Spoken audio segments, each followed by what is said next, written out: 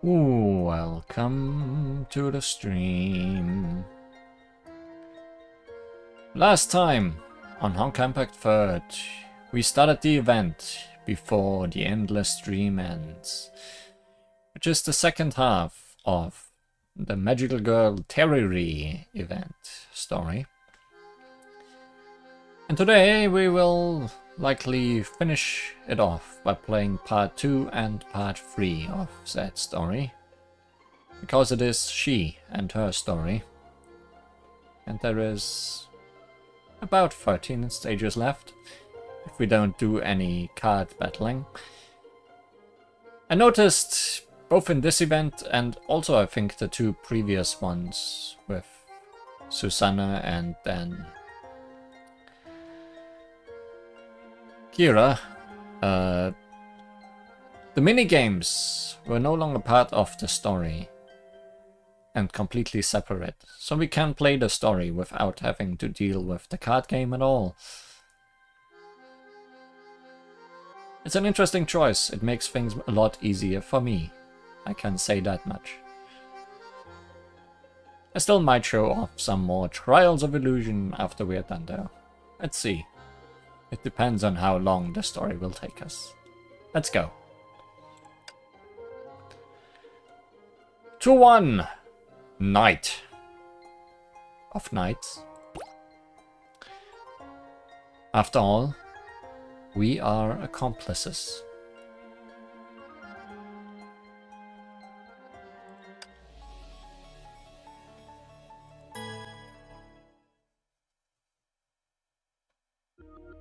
Wait, this is real. This is literally a dump. Lab chamber compromised by eternal force. Violation detected. Calling safety and security sector.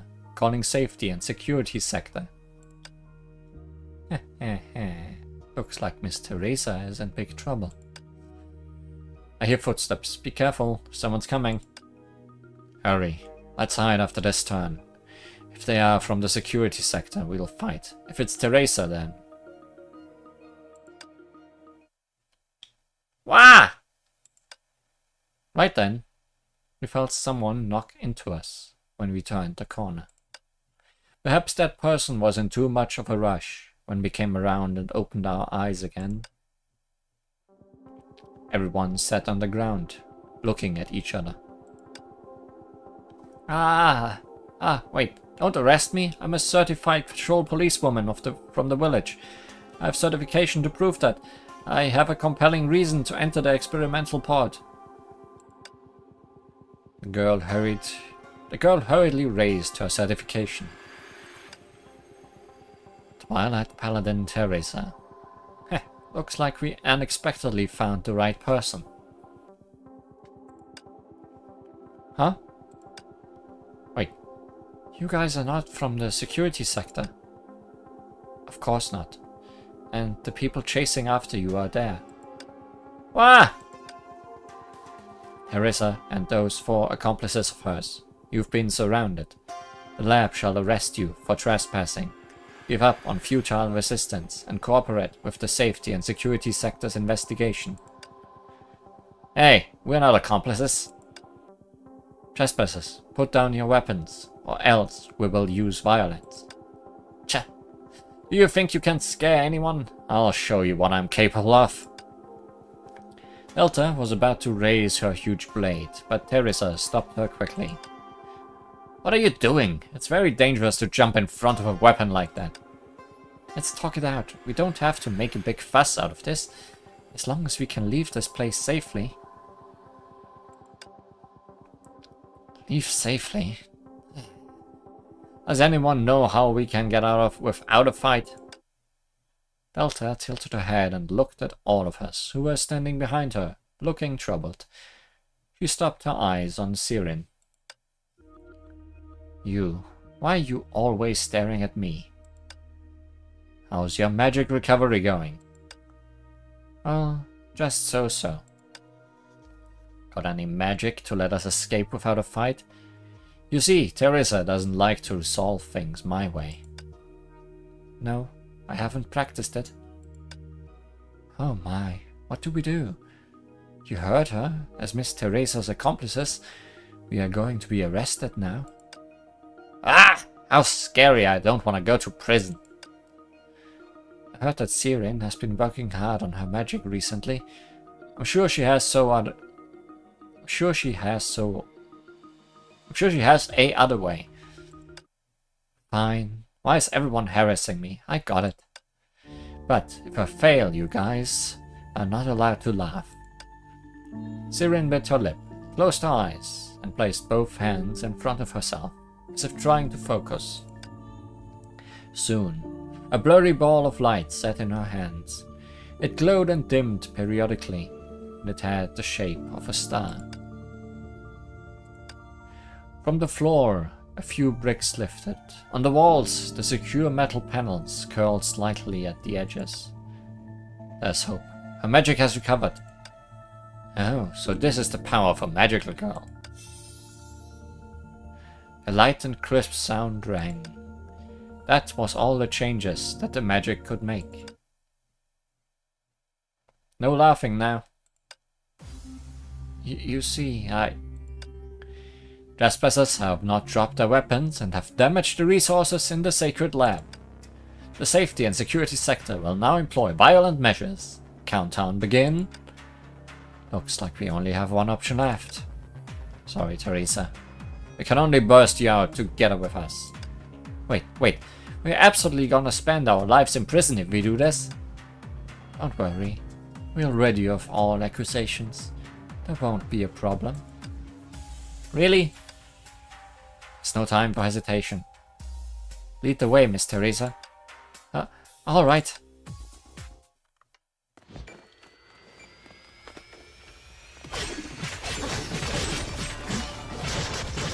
Leading the way into battle.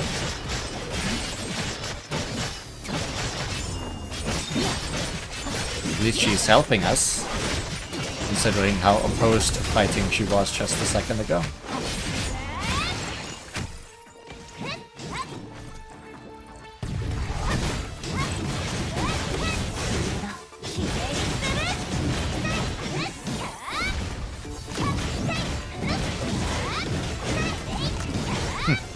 Yeah, a piece of cake.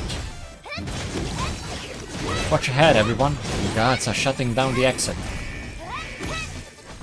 Phew. Who the hell are you guys?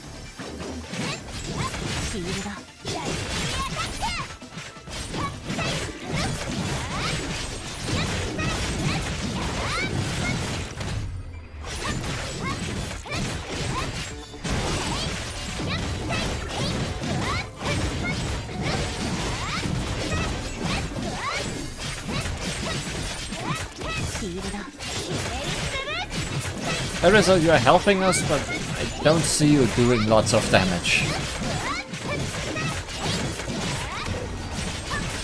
Even though you are in the superior element against this enemy, while I'm struggling against down.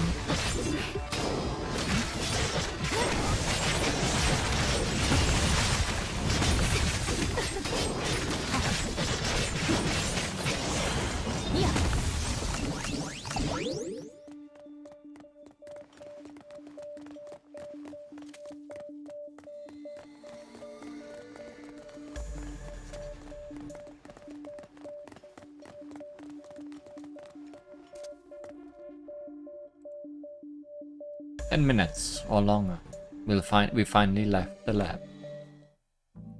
The fight had ended. Now we were all resting in an obscure alley.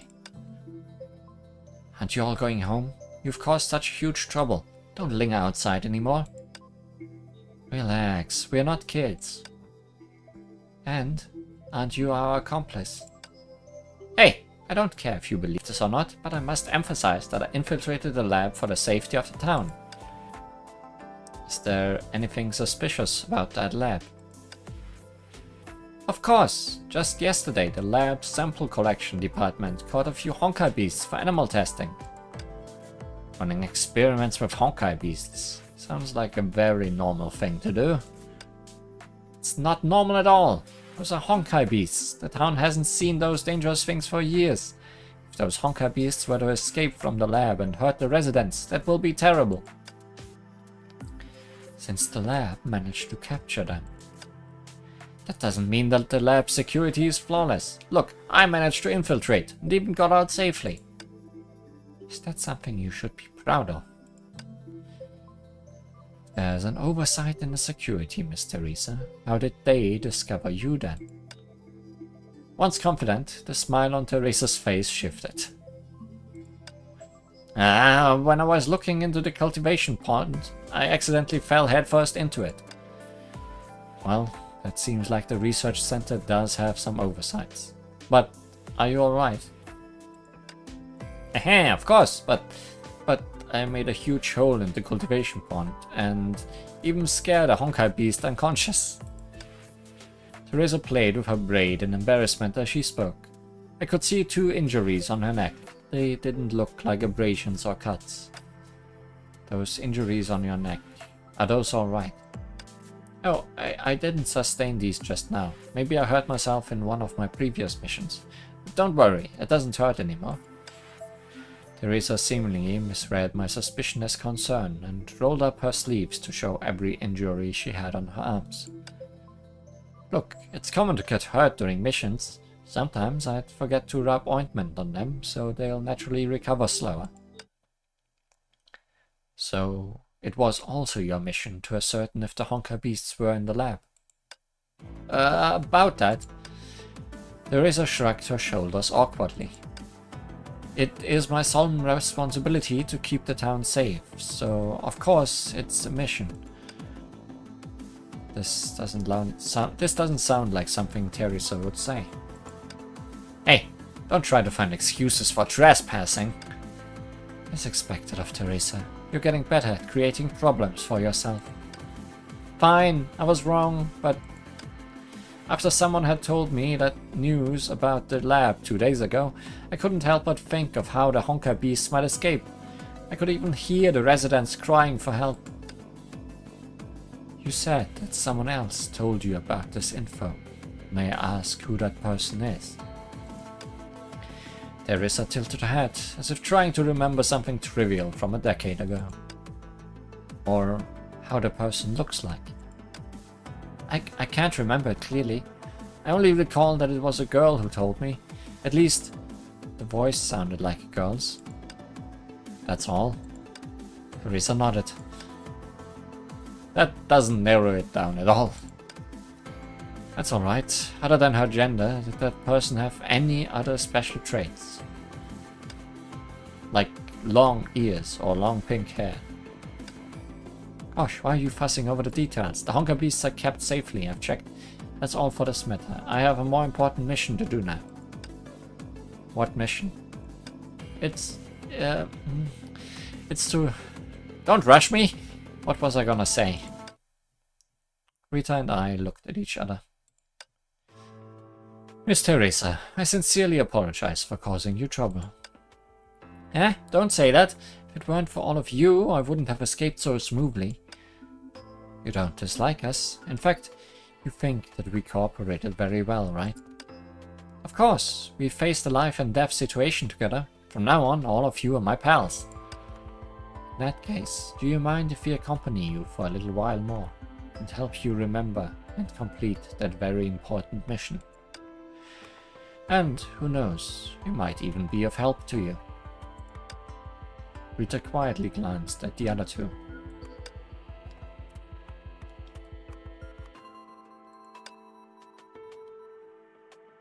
That skipped very quickly and I did not click. You guys can make the call. I have no opinions. Although I don't have any options. I don't have any opinions either. That will be great. But patrol the city first. We can help the residents while I try to recall about it. Regardless what the mission may be, it is my duty to protect everyone's peace and safety. Opinions are just like onions. They may make you cry. So better not have any. Kazumi opening. Yep. pretty piece of iridescent candy wrapper enveloped the intentions and lies. Onion candy.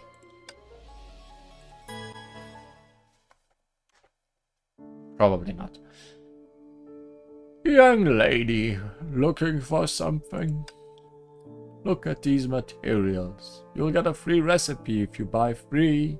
Even beginners can concoct a useful potion. Oh, so you're not a local? Then how about the products here? They are very special gifts too. A bag of aurora-colored lollipops. You have a good eye.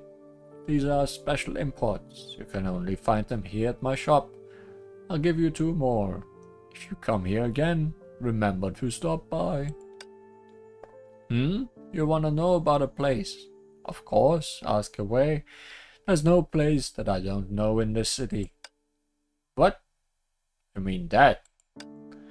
That's not a place that you can go. It's best not to be curious about it. There are so many nice places to go to in this city. Youngsters these days are so brave. A young lady asked me about this a few days ago, and another came along today.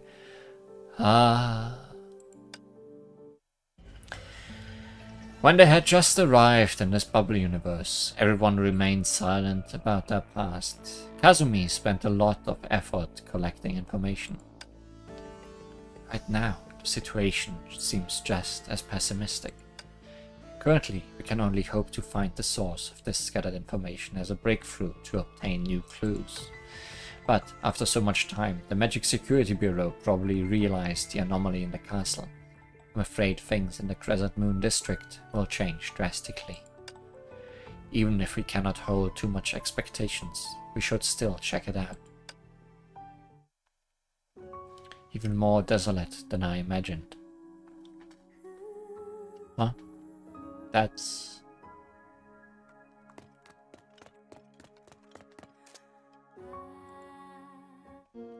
An aurora-colored candy wrapper dropped onto the floor.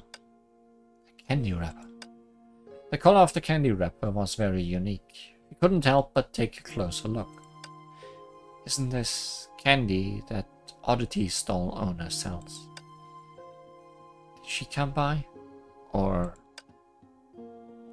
Back then, Kazumi had just arrived here, and this bubble universe that operated with magic as its standard was completely foreign to her. So, the methods she used to investigate were no longer effective. She could only drift aimlessly along the streets. I thought that I could get some information from the stall owner if I bought something, but in the end, what should I do with so many candies? Kazumi found a quiet corner and sat down, staring at all the candies she had in her hands helplessly. Looks like I'll have to eat them all. Oh no! Bad end, Kazumi gets fat. She unwrapped the candy and placed it in her mouth.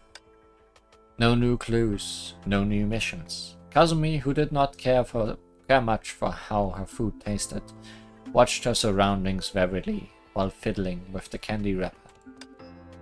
A candy wrapper that glows. It's double layered, and there's a thin circuit in the middle. Oh, that's where its glow comes from. The unique paper made a rustling sound as it was moved between her fingers. This sort of candy wrappers attract attention and make a sound when wrapped against clothes. I shouldn't keep them on me. I'll finish them before. Foreigner, what do you want to know? A young man stood in front of her. You've been loitering around the market for a good part of the day. You couldn't buy something that you like, or maybe some valuable information that you wanted. Sounds like I can get the answer I want from you, right? Of course, even if the Magic Security Bureau tries to censor it, I can help you get it. Magic Security Bureau.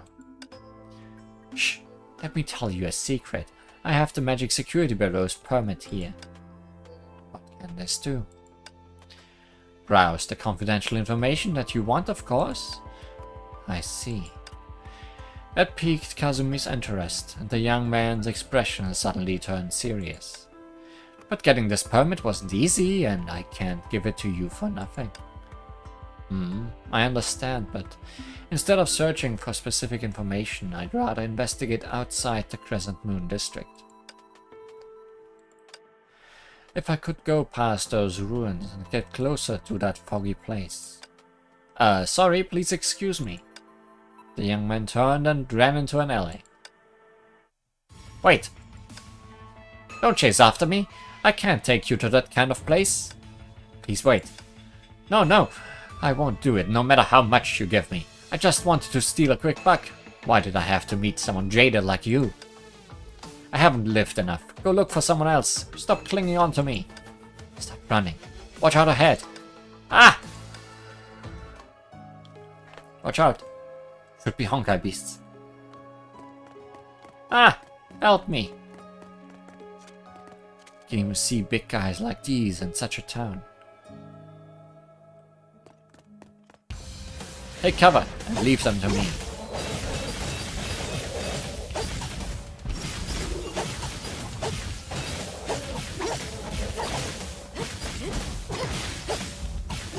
When was the last time you played as Kalumi? Weird. Isn't this a normal Honkai beast? How come my combat style doesn't work anymore?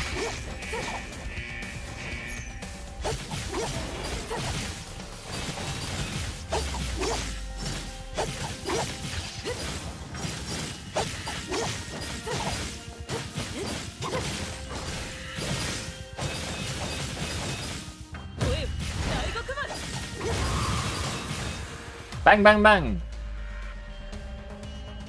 Who is it?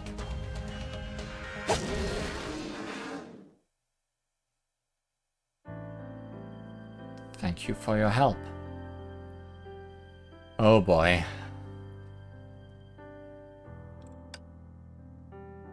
You're welcome. The monsters here can only be defeated using a special method. Practice a few times more and you'll definitely do better than me.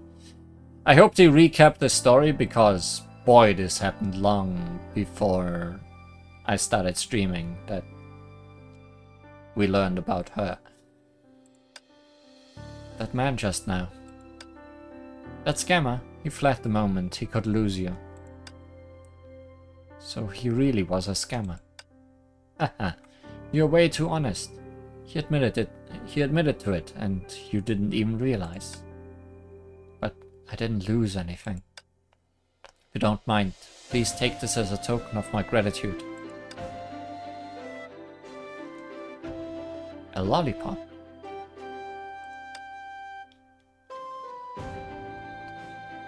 Also, interesting. Cullen and Sakura are a very popular, very canon pairing. So for that to happen in this alternate universe as well is interesting. Oh yeah, it is a lollipop with ears. Fire ears. I'm sorry, these are all I have on me. And consuming a moderate amount of sugar helps to recover your stamina after a battle. Ah, alright. I appreciate your sentiments. I'll help myself then. The girl took the aurora-colored candy and unwrapped it. Tasty! Speaking of which, it's my first time meeting someone who can scare a scammer away. Tell me, what did you say that frightened him so much? I suggested investigating outside the city. But he's not the only one who was scared. It seems like everyone in this city is afraid of what is outside. Indeed, I think it's because of a tragic battle. Battle? I heard about it from a licensed magical girl. It seems like she needed something and kept asking about information regarding the outside of the city. Then, why do you want to get out of the city? Ah, as you can see, I'm a treasure hunter. I heard that in the past, the malicious Dark Lord in that castle had an exquisite gem, so I rushed over. A gem?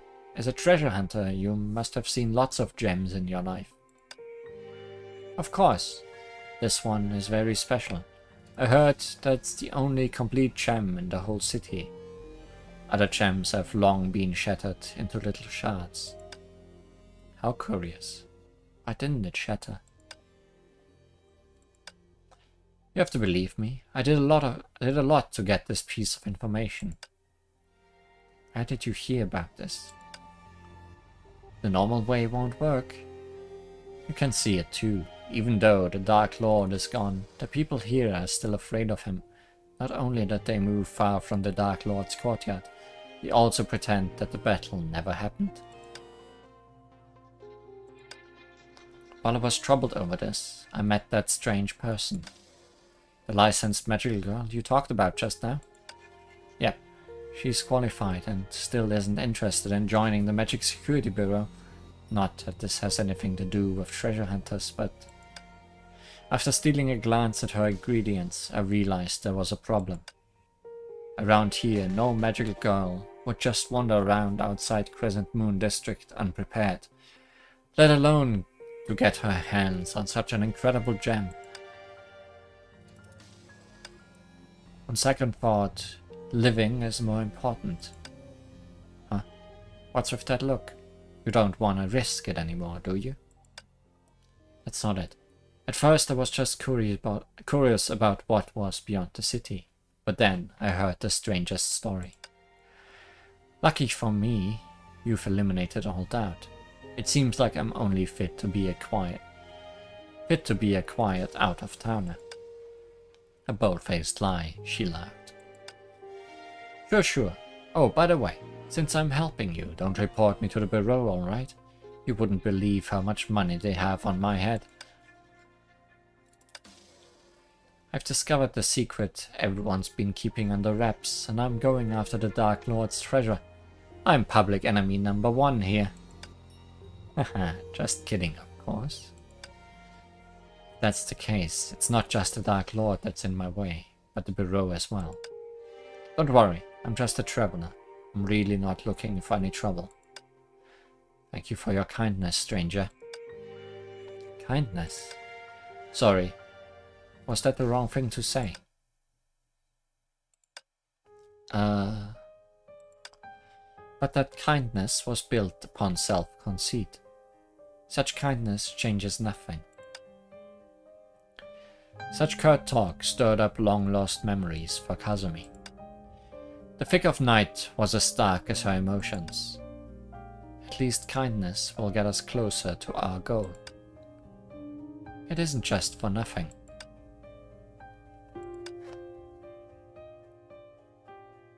I'm gonna go. Why don't you tell me your name? You didn't just help me, you gave me so much information too. There has to be some way I can repay you. Maybe I could teach you some fighting techniques the next time we meet. She simply returned a smile. You are the traveler, and I am the hunter. We walk different paths. There's no need to get too chummy. She placed a lollipop in her mouth and gave a smirk. Consider it a gift, as a thank you. The flashback had ended, and Kazumi had a sudden realization. It has come to this, from now going back to the beginning. What if this trap had been set since I first came to this bubble universe? If that was true, then I had a notion following that night and started gathering information, and then everything made sense.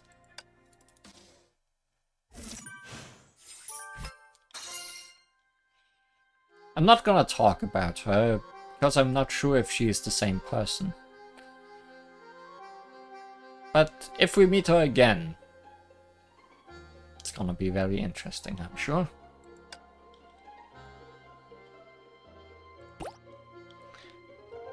Clock Tower! That day she had a dream. In the dream the two girls walked up a platform to watch a sunrise that would never come.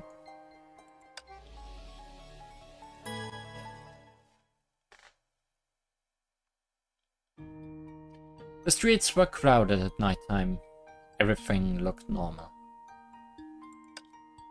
This is ridiculous. We've been wandering around this city forever and still haven't found anything strange. I think Teresa's the only weird thing around here. Sure. Miss Teresa seems in good spirits.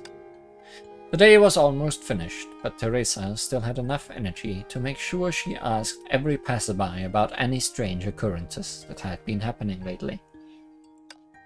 Hey, wait! Huh? Teresa? You're the kids on the street next to ours. It's dangerous to be out here this late. I'll walk you back. Yeah, we... Shh! Did you forget what Mom told us? Oh, right. The girl winked and took a bite from her cake. Huh? About that, you guys really like cake, huh? I'll buy you 2 more if you tell me what your mother said. Forget it, we are already full. The children held hands as they eyed Teresa warily, wanting to get away. You want him to think you are some kind of weirdo. Are you in trouble? It's okay, you can tell me. I'll help you. Just yesterday at St. Freya Grand Hall, I promised everyone that I'll keep peace around here. Yesterday? The Grand Hall was closed yesterday. You couldn't have given a speech. Huh? But I remember. It looks like Teresa's memories have been muddled up top. Mom said Teresa's memory isn't so good and that she should rest up. She said not to bother you. Teresa looked a bit subdued. She made an effort to give them a smile. Your mom is right, but it's dangerous at night, and there might be Honkai beasts out. There aren't any Honkai beasts here. Our town is very safe. The book said if Honkai beasts should come, the bell in the tower will ring. That stuff is so old, dummy. Now the Research Institute can give us an early warning, which is way more accurate than any clock tower. Clock tower. We'll be going home now. Bye, Teresa. Teresa waved goodbye, absent-mindedly. Are you alright, Teresa? I'm fine. Did something they say jog your memory? Yes. I get why people don't take my warning seriously now, because every time I urged everyone to leave the city these past few days, nothing dangerous ever happened. I'm the only one that knows the towns are dangerous. What makes you say that? These past few days I've had a dream. This town is too close to a forest with Honkai beasts activity. If it disappears, the beasts will sense a disturbance, and then...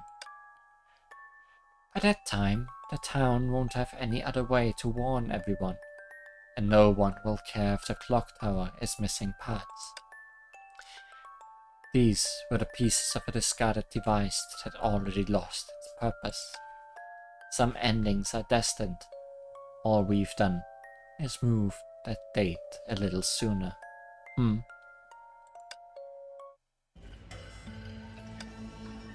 Could this be just a dream?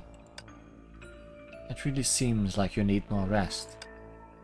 But what the 2 people in the dream talked about is identical to what's happening in this town. Maybe you're just worried about the town. You dream the stuff you think about most. I don't know. The dream seems so real. I want to make sure. It's just a dream. Is it really worth all this fuss? Wouldn't it be better if you just went to sleep? It isn't worth it, but I can't just go to sleep. Knowing danger could be around the one corner I didn't check. How could I live with myself?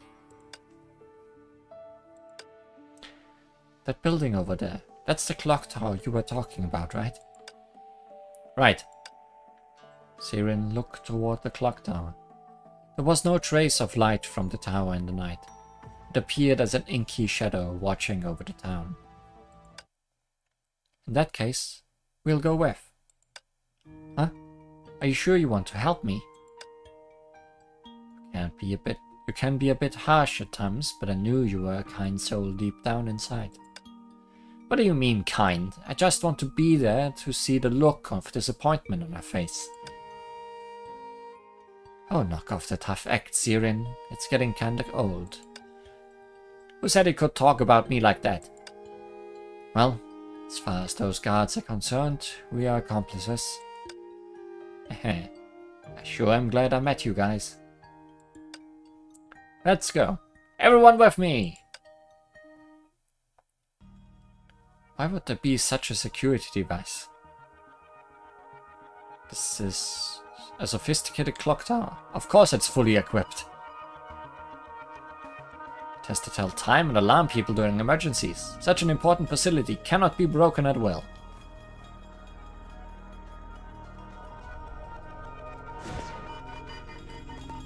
Lasers and spikes. Just like I love my clock towers.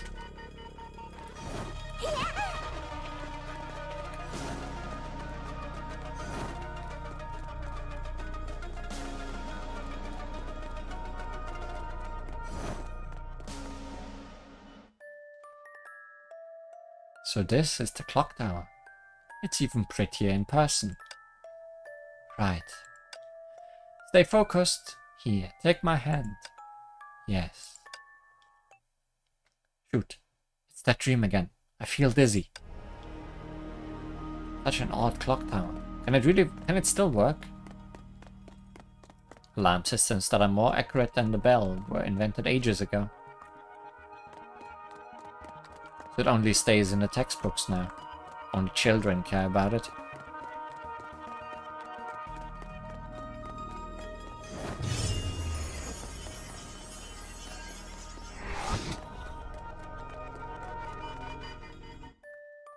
Wow, there's so many floors.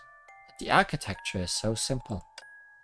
Right, a metal clock tower usually has this sort of elaborate mechanisms. You sure do know a lot. Tell me some more.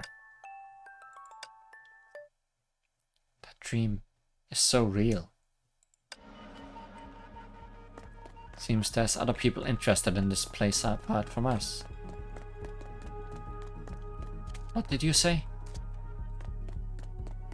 After entering the clock tower, I noticed there were more than one person who came before us.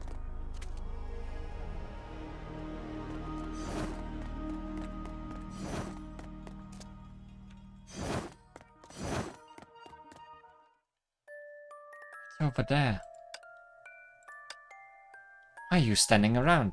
This is what you're supposed to do, right? Wait! You shouldn't eavesdrop. I've got you now. What's with you? I'm fine. I'm alright. I just suddenly realized. I just realized it wasn't a dream. Everything I was talking about really happened. What are you trying to say? Someone stole the clock's core shaft. Wait here, I'll go look. This was something that should be left to a professional. So I scanned the complex mechanisms and then sent them over to Bronny on Hyperion. Bronny, what's the story here? Well, the core shaft is missing. I looked over to Teresa and felt a sinking feeling. How much had she really remembered? Bronny, can you scan the structure of this device with your drone and design a replacement shaft? I believe if the clock chimes again, Teresa might remember everything she experienced that night. Do you think I'm an all-rounded robot?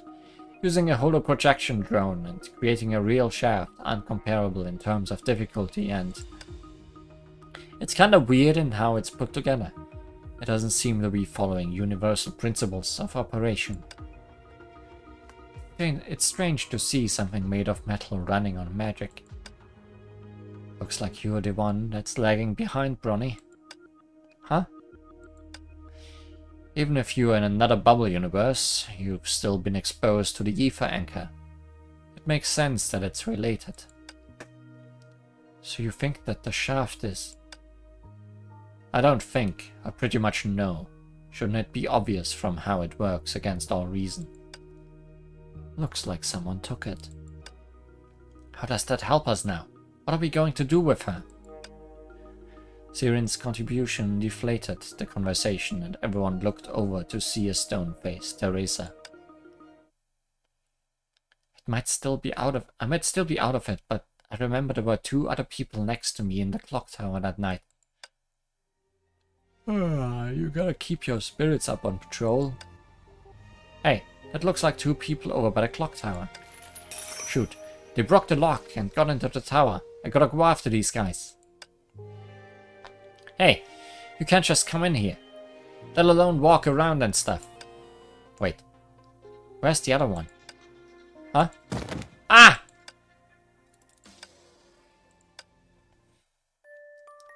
See, I said I wouldn't hold you back.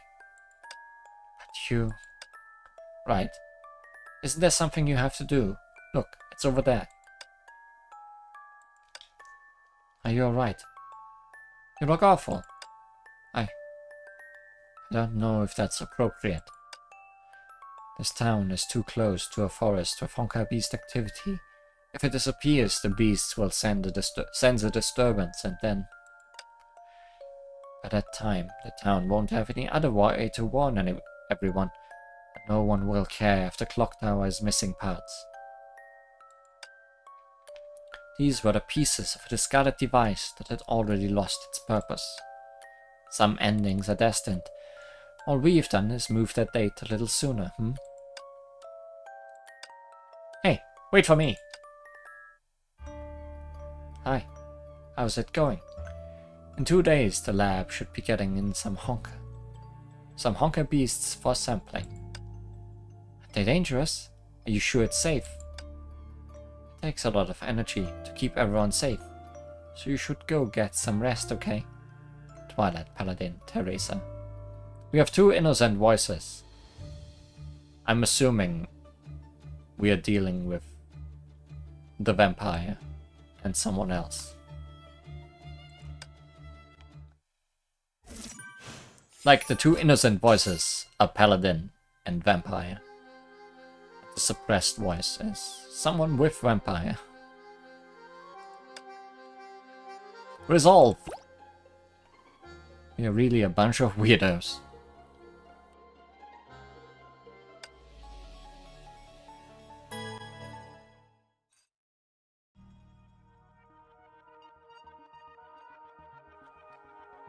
Things have been tough lately. Just have this feeling something terrible is going to happen to this town, but because of what I've done over the past few days, no one seems to believe me. Although the wounds on her neck might have been vampire bites, but that was just my earlier thoughts immediately. True. Plus, we can't be sure that after the main shaft is taken, any Honkai beasts nearby will go berserk. Right, if nothing happens, then you'll see a new addition to the fairy tale section of the bookstore called The Honkai Beast is Coming. Teresa's silence put Siren at a loss for words. I shouldn't have said anything. I'm sorry. It's a harmless joke compared to everyone doubting me and the future of this town. I don't mind. Teresa crossed her arms in an uneasy stance. It was clear something was on her mind. So, are you afraid? Yes. To keep stirring people along or sit idly by, how am I supposed to choose? The expression on Siren's face became grave. She must have recalled what had happened to Teriri. So she was scared too. I'm afraid I'll lose the hope of finding Senpai. Afraid I'll forget all about it, and that I'll be alone. That I had even done something so cruel. Hey, I'm the one that should be worried. What's got you looking all pale? Teresa's concerned and inquisitive look got under Siren's skin. She puffed out her cheeks defiantly. I'm a bit cold. Don't worry about me. What should I do? What's got you troubled? You've got a clear mind and there's no room for hesitation. What are you talking about? I'm really stuck here. Don't Don't be stupid. You don't even know what it is you're thinking about.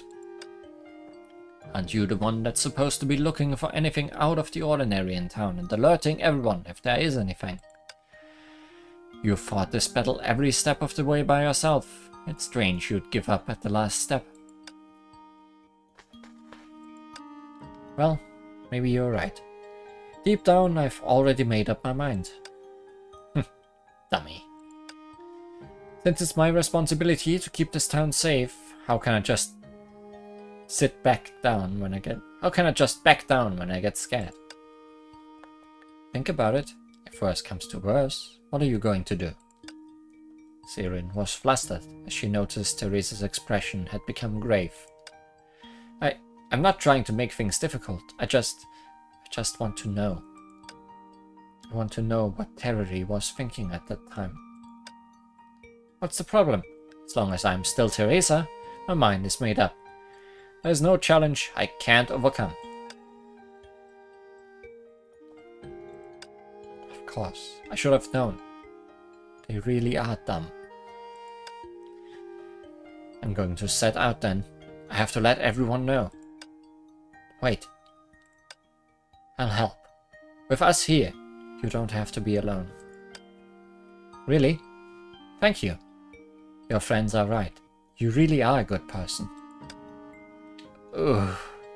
I can't breathe. Teresa gave Sirin a tight hug. Though her face turned red, she didn't break free. Oh, how sweet. Am I interrupting something? Says that facial expression. I've got it all right here. We should give the recording a name. How about The Tales of Little Sirin? Hey, Ronnie! Tucked away in a corner, Ronnie was sticking her tongue out playfully. Now that we've made up our minds, let's put together a plan. I need to head over into town, Teresa. I'll need you to give me a description.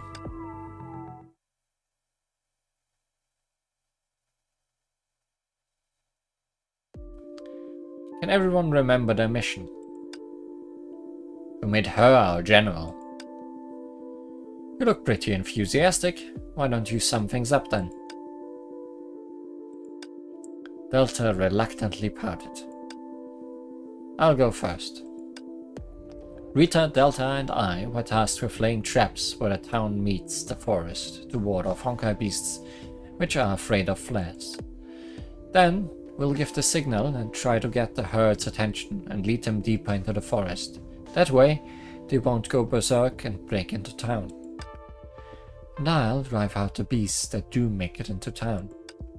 Right. The main goal is to reinstall the mechanism you have prepared. Delta, you underestimate the mission. I'll check on you myself in a bit. It's my turn. I'll go door to door, letting everyone know to stock up on water and food, and get their weapons ready for any Honkai beasts. And then I'll join back with everyone. It seems Teresa's made up her mind. So now... Sirin, are you okay? I'm good. I'll use all of my protective magic once I get the signal. Sirin worriedly tightened her grip around the edge of her glowfin. It's too much. There are other options. It's alright. It's my job. I can handle it. And after you finish your part, remember to stand at the points in front of the forest entrance. Let me check the map. This part isn't finished yet. Let's get to it then. Trap! Speaking of it, wouldn't it be faster for the drones to do it? Maybe it's better for herself to operate.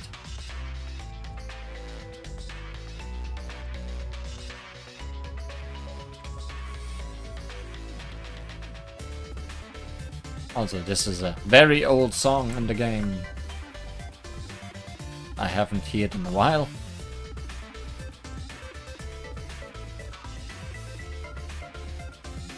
Alright, one more check and we're all good.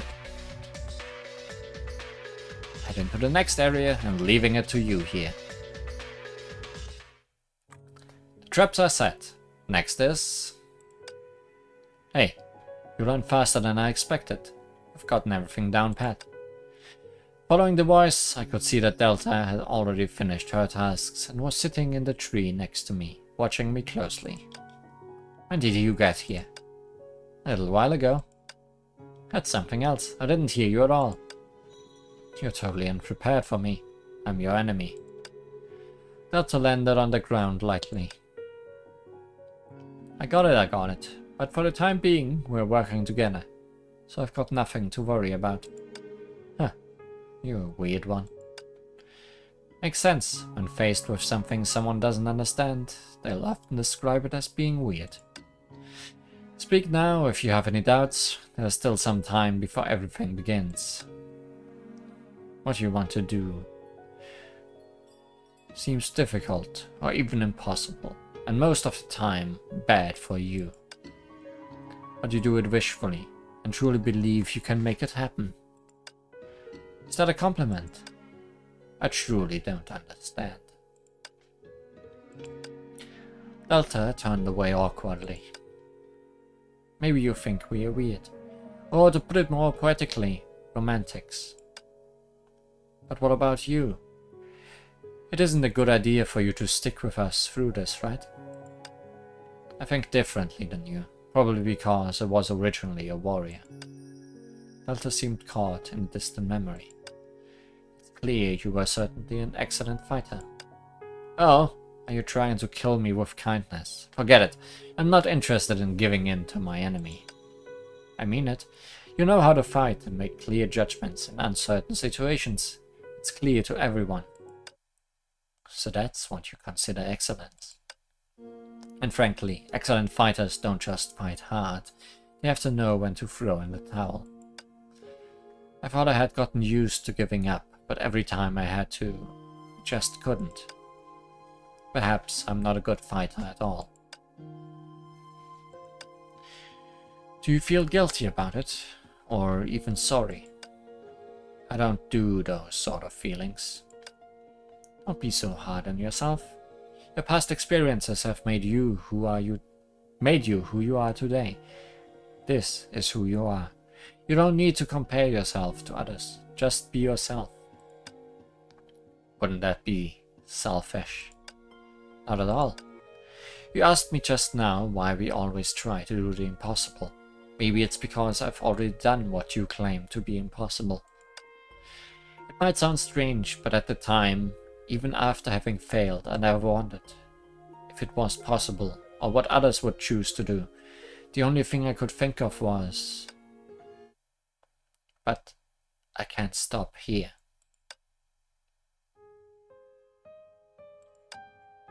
It's easy to change your mind, but hard to stay true to yourself. I prefer to be an idealist and work toward an ending where everyone wins. There I go, rambling on to myself. It's alright. Don't worry, even if the way we think might be different, you don't have to be so strict with yourself. I won't be. Besides, we are fighting side by side now. We can talk about being enemies later. You won't need to worry about us having any reservations towards you. I told you I won't. Who said you could act all mature? That's right, look at this trap. It's just out in the open. You're right. Go and fix it before Bronny sees. Right away. Just as persistent as someone I know. Why did I come up with such a ridiculous idea? You two are clearly exact opposites.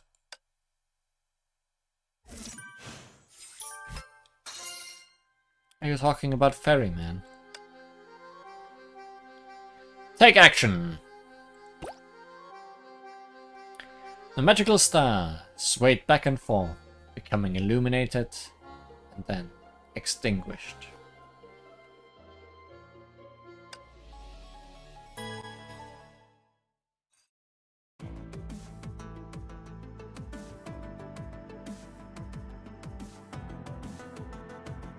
A while later.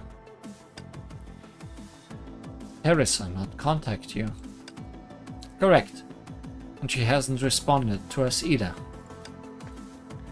I can see her location here. She's been in town the whole time. Before I join up, I'll check around town. The longer we take, the less favorable the situation will become. Rita hung up the call. I hope Teresa's doing alright. You don't have to worry. She'll definitely get it done. Oh, you trust her that much? Mind your own business.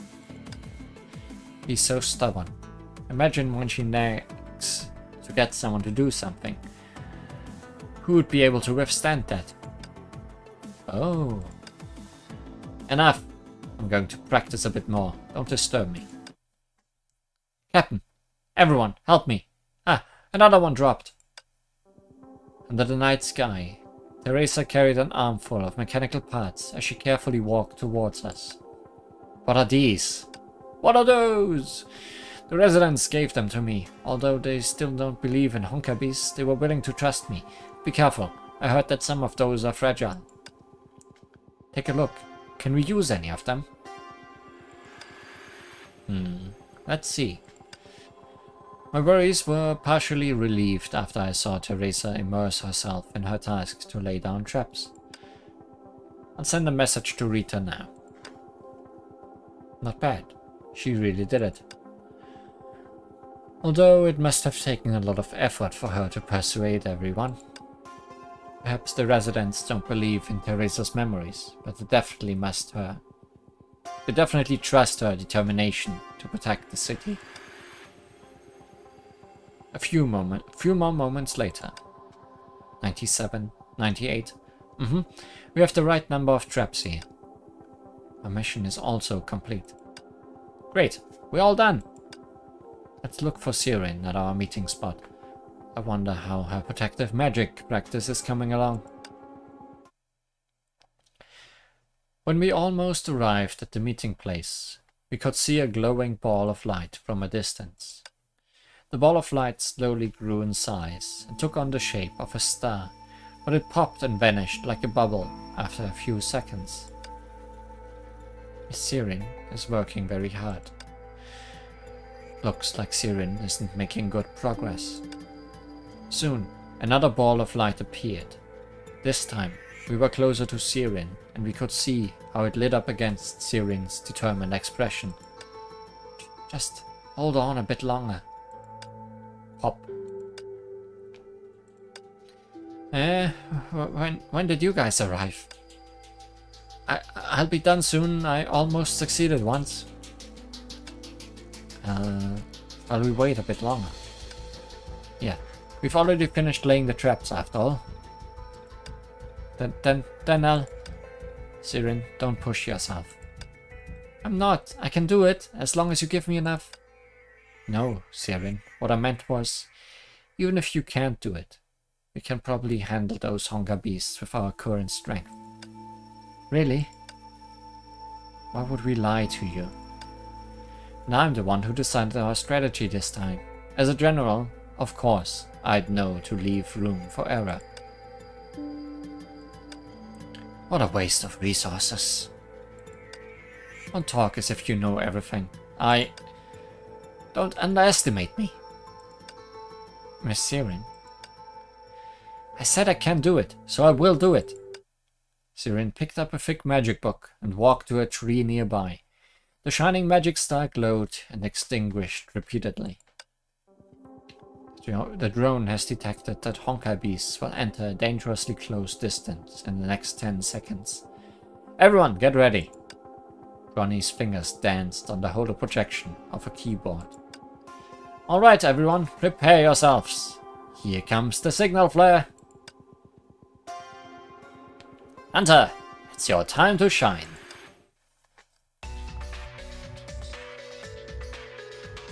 Crabs have died. Just these Honkai beasts. feel splitting up with Rita wasn't a good decision.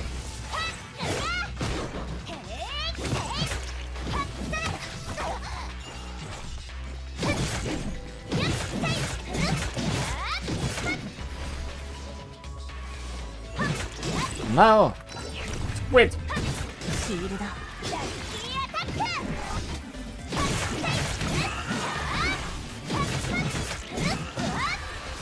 Or jellyfish, I guess. Considering they're called Medusa. What happened? More Honkai beasts. Things aren't going according to plan.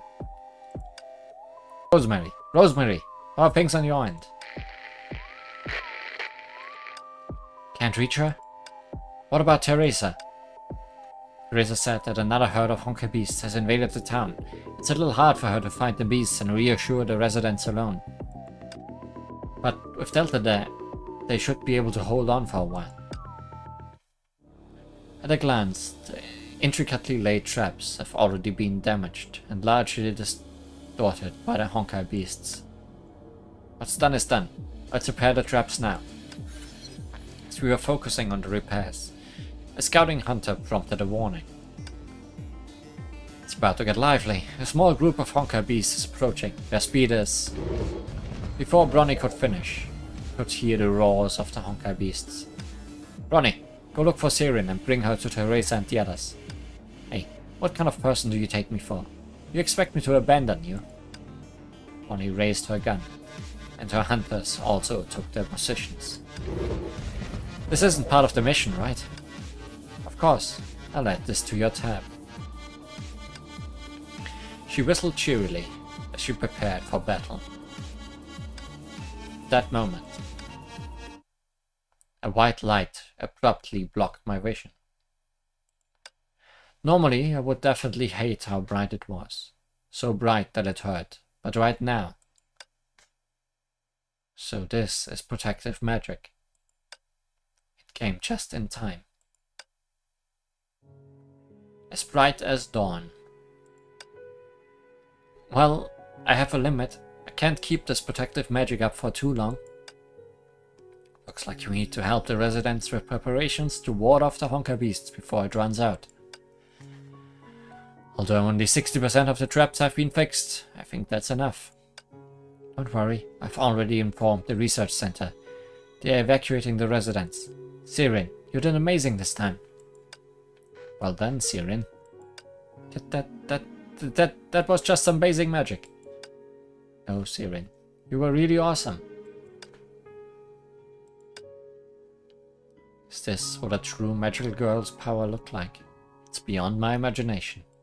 You worked really hard, Sirin.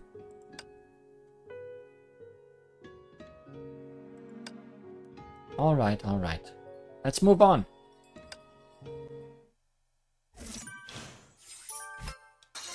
Moving right on. It's time to grow up. By ending part 2. A few days later. The usually energetic Terry remained unconscious on the white bed. Sirin stared at Terry's quiet face. As she was weak, Terry's cheeks had lost much of their color. I used to complain about how loud you were, but I'm more used to that noisy you. When you wake up, I'll tell you everything that happened over these past few days. I'm guessing that you'll giggle as you inch closer and say, never mind, I'm not going to imitate your silly words. Just want to tell you that I don't acknowledge your recklessness, but... Huh? What happened? Looks like you don't intend to change how willful you are. Fellow Rai senpai. No, she would never say something like that. How should I put it then? But an idiot like you obtained the miracle stone and uncovered the secret of magical girls, which has Wow, which has made the mature me super jelly. Valorai Senpai would never twist another person's heart. Who are you? I've made a big discovery, and it's about the little secret in the prideful Siren's heart. Do you want to hear it? You. Actually, Siren was scared that she might never solve this problem called the Miracle Stone in her whole life. Siren was scared that they might never come back. Valorai, Eriri, and probably they'd never come back. Stop it! And this is all that coward's fault. Siren, a worthless imbecile who could do nothing right. One more sailor, always more sailor. Stop it already. She snapped and swung a heavy blow. Ada jumped back, narrowly awaiting it. The girl who had Valorai's face only shrugged nonchalantly. You're as impulsive as ever, Siren. You and your heart are equally simple. I don't need your judgment. Oh! So much for all card games are in the side mission. But not like I can do anything here. Crab-shaped creature.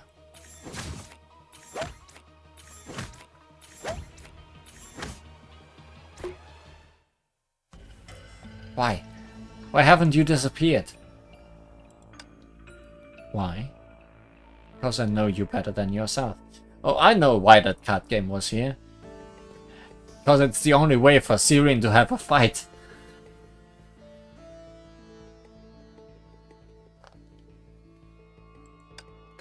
By the law of the jungle, you should be the one disappearing.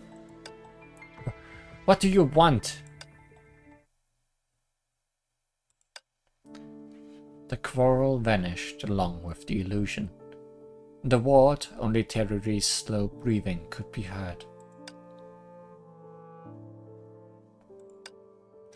Siren stared at the dark red crystal in her hand. She had no proof, but still found it suspicious. Is it the work of the Miracle Stone? But that illusion wasn't wrong. Siren shook her head to drive this pesky thought away, but... Hey, how long have you been standing there? Sorry, I need to talk to you, so... Don't be nervous, I just fell asleep. Let's go talk outside. This is all we know. The Overseer and Twilight Paladin both met a mysterious girl, but as far as I know, Terry hasn't come into contact with her. Yeah, that essentially guarantees that the people in the clock tower were vampire and one other person. They had different troubles and encounters in 3 bubble universes, so we are unable to find the pattern. We did solve Twilight Paladin's problem, but it might have just delayed the arrival of the crisis. Wow, all that effort for nothing. Maybe not. Because the ether anchor is missing, we can't do much in these 2 bubble universes. I pointed at the red crystal she was holding. This ether anchor in your hands, since it's the original form of the Dark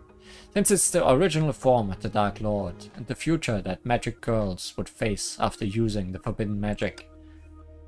And it just so happens that the force is sustaining evil, then we can destroy it before it becomes the Dark Lord, to end the cycle of tragedy once and for all. What are you talking about? No! But there are no buts. I said no and I mean it. Siren held the gem closer, darted back to the ward, and slammed the door shut. Siren, sorry, Valorai Senpai is still in there. Valorai Senpai is waiting for me to save her.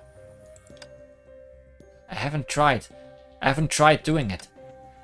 It's destroyed. Valerai-senpai will... The crying stopped after a long while. The door opened a crack.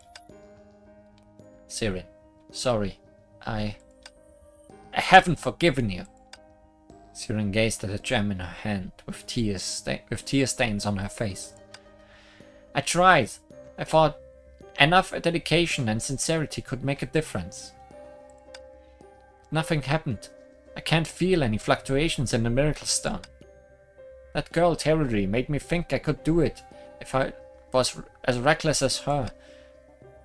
No, you did remarkably. Didn't your protection magic work? Maybe it's the first step, but I think it's a great start. But this isn't enough. Only knowing protection magic can help me recover the magical power that I once harnessed, but isn't nearly enough to help me save Valerai-senpai and Teriri. Couldn't refute her. After all, this matter involved too many people and had too many uncertainties. Sorry, I'm just not as strong-willed as you. Don't mind it. It isn't the happy things that turned me into this. Maybe it was because of my self-ridicule. She gradually softened. Aside from Terry, you seem to be worried about something else.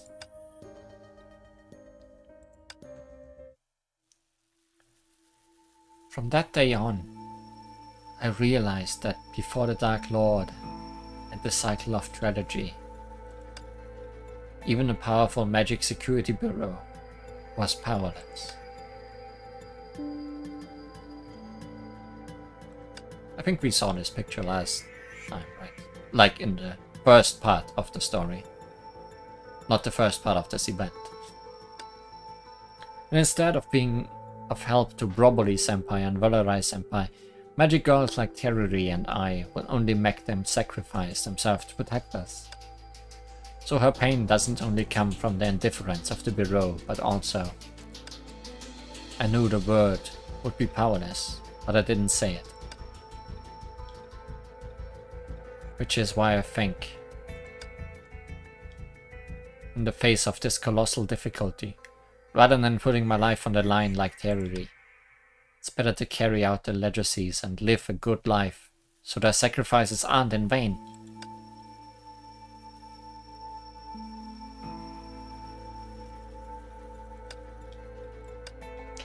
As long as I do nothing adventurous or willful, I won't lose anything again. But Terry, you're still affected by her, right? You've guessed it, haven't you? Yes, I'm the one who found out about Cerberus. Because you too worry about her? Yeah, of course. I go back and forth on any information I obtain. She doesn't hesitate at all to. In the end, this idiot actually got her hands on the Miracle Stone. To protect us, Senpai became the Miracle Stone. To rescue Senpai, Teruri found the Miracle Stone. And now the Miracle Stone is in my hands, but I can't do anything. Sirin used her sleeve to wipe her watering eyes with faint composure. Aren't I foolish? I thought I really grew up the day I transformed into a magical girl for the first time at the Dark Castle. Sensible enough, calm enough, and composed enough to make every move after thorough planning. But growing up doesn't mean troubles and issues automatically go away. Where can I find the answers to the problems that can't be solved by growing up? Why? Why are you staring at me like this? I'm just thinking this is what Princess Kongming meant by the participants cannot see the whole picture. Do you people on the ship talk in riddles? Haha, not really. I think you already know the answer, you just haven't realized it yet. Like the situation that Twilight Paladin was in at that time. But the answer would become meaningless if told by others. You have to discover it yourself. I didn't expect you to tell me. Just you wait. I'll find a solution to this all. Good. That's the spirit. Hey, you're treating me like a kid. No, not at all. I do feel much better after getting that off my chest, though. Is this why that buffoon... Leaving that buffoon aside, I do need to reconsider. About magic girls, about the miracle stone, about Siren. You're finally here. What's wrong, Bronny? It's unlike you to look for me urgently. Did you lose a game and need my help? Hecka bit her lip and threw me a look. I immediately realized the gravity of the matter. We just made a new discovery. She bared the shoulder of the girl lying in the hospital bed and gestured for me to come closer. Sorry about this. And I saw 2 bite marks on Terry's shoulders. I was dazed. Aha! I might be right about the vampire marks. This is... Yes, the same as the bite marks we found on the Overseer and Twilight Paladin. After taking the situation into account, we can basically confirm that... Could be snakes. Unlikely. Enough, Bronny. You lectured Sirin on life, but turns out you're the one who can't accept reality. This joke is not funny. You can't avoid it. When that time comes, you'll have to make a choice. I know. Just need to think. Think. From beginning to end.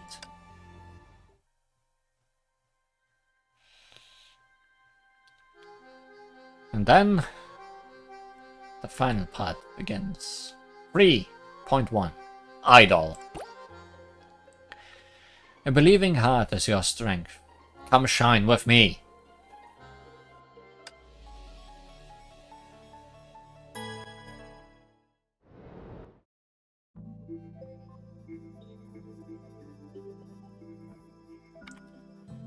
That partner of yours, did she find any clues?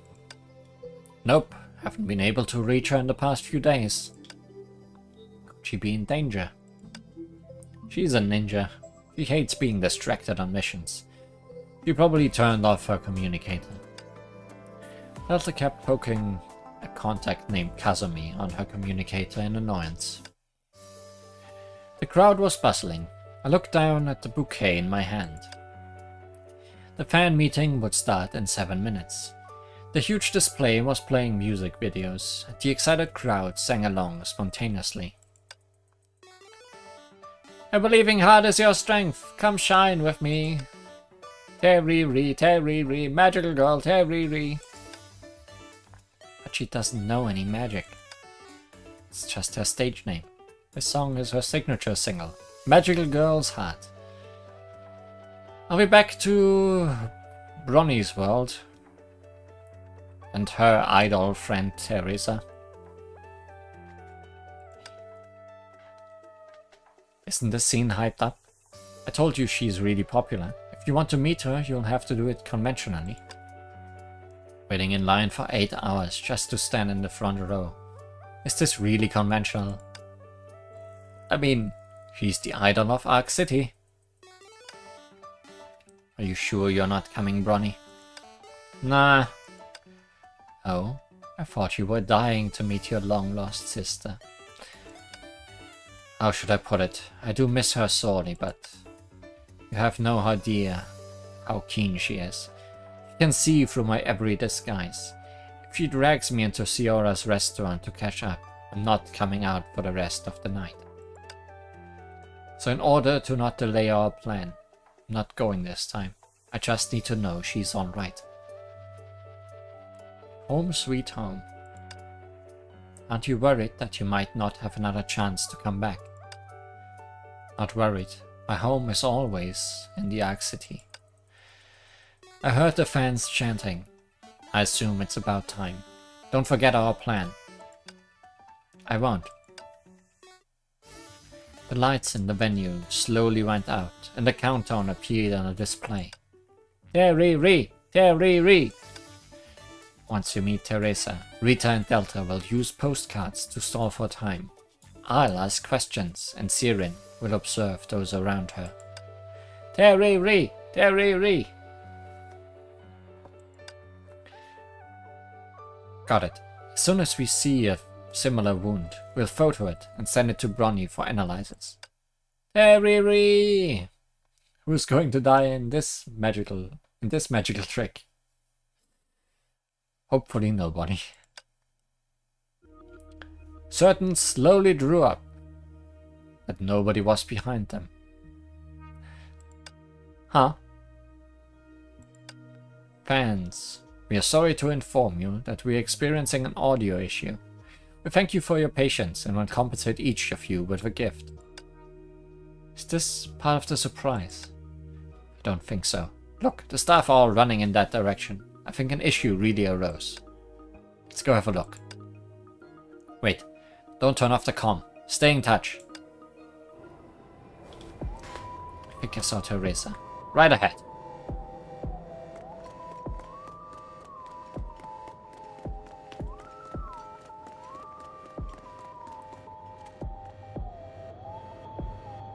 In trouble, aren't you?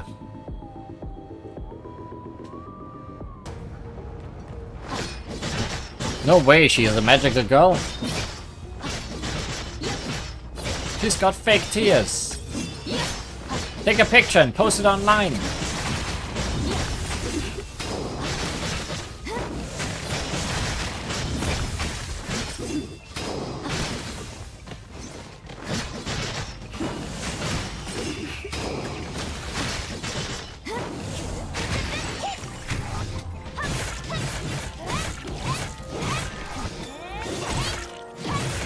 Let's get rid of all these hooligans.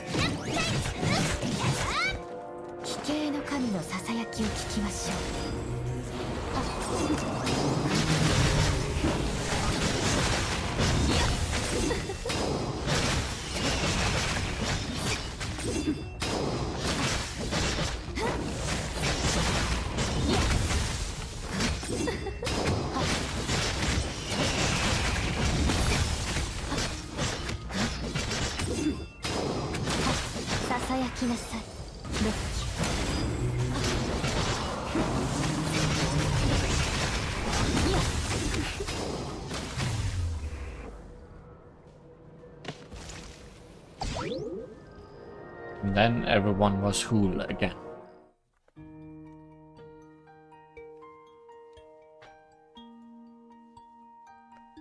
We finally sent them off. They are a difficult bunch. Thank you for helping us out. How did they get in? I don't know. Maybe they exploited the security system? Maybe they sneaked in. Anyhow, this isn't the first fuss we've had. We've gotten used to it. Why were they harassing you? Maybe it's because I'm not the magical girl they think I am. They say they want to tear down my stage persona and see my true identity. I could have handled it all by myself, actually. Despite wearing a dress, I'm still a good fighter. Too bad the staff won't let me. Miss Teresa, for the love of God, don't. They brought cameras to film you, and if they upload what they filmed, our whole company is done for. Oh, I was just saying. You go prepare the fan meeting now. I'll be right there. Miss Teresa, don't even beat them up in private. I know. Magical Terry would never do something so violent. Tehe.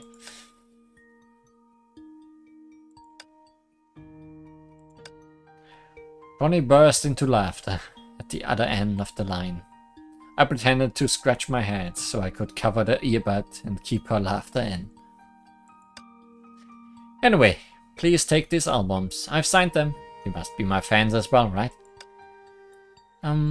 We're actually... Sirin waved her hand without thinking. The other girl frowned.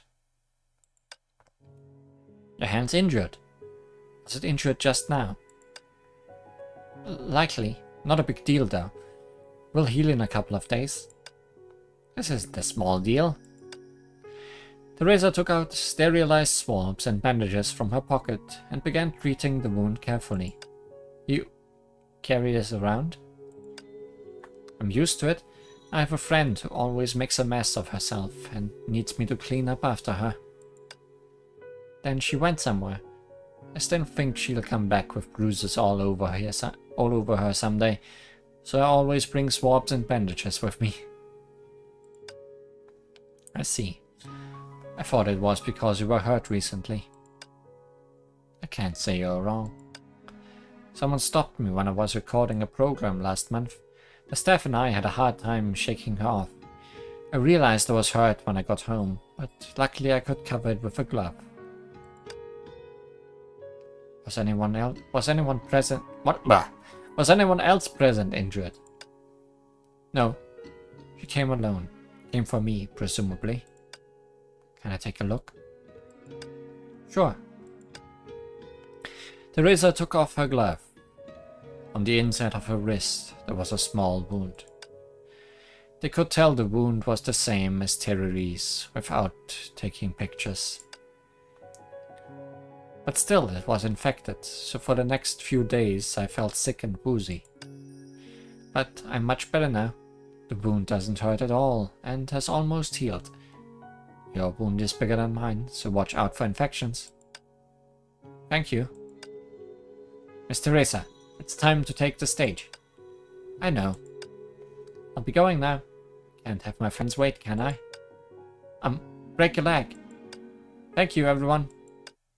The girl waved and flashed an idol-like smile before vanishing behind the curtains.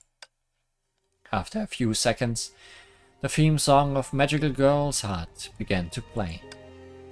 A believing heart is your strength, come shine with me. Is this what Teresa is like in every bubble universe? In grave danger, but still. What did you say? Nothing. I heard you. You saw it, right? The wound on this Teresa heals better than that on the others. Perhaps this wound will fully heal over time. Biting like a kitten, how adorable. Why would Miss Luna do such a thing? I have a guess. Let's find a place to organize our thoughts. Wanna go to Ciara's restaurant? Quick meal, cocktail, your call. Hey, you're the one who wants to go. Miss Bronny, I won't mind if you stay to reminisce with your old friend all night. Planning to sit at the counter and watch me wipe plates. In your dreams. Why would I? I'd only take memorable photos of you. Sirin, we should go. Wait. I have a bad feeling. Maybe I should go back first. The Crescent Moon District. She looked at the miracle stone in her hand. The plain-looking rock had begun glowing faintly before she knew it.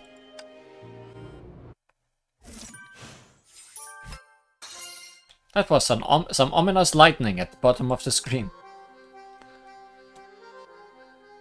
Oh, no, that was just remains of Rita's charge bar. Kazumi, starlight. In a place with no light, a candy wrapper shone with a bit of starlight. Oh ho. Seeing more of you, aren't we? Sündenjäger.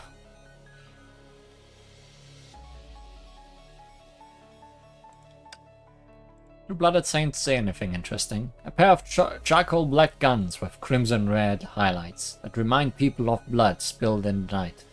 Perfect fit with the valuable Demon Hunter outfit. This pair of guns once belonged to the saint who hunted down an abomination with regret in her heart, allowing the blood of sin to stain her hands.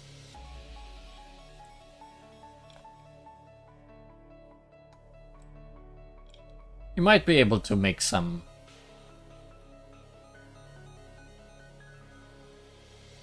how should I say, guesses to what her story is with Luna by reading things like that. Sudden Yoga. No, that's not what Sündenjäger means. Sin Hunter is the English name. But for some reason it's German.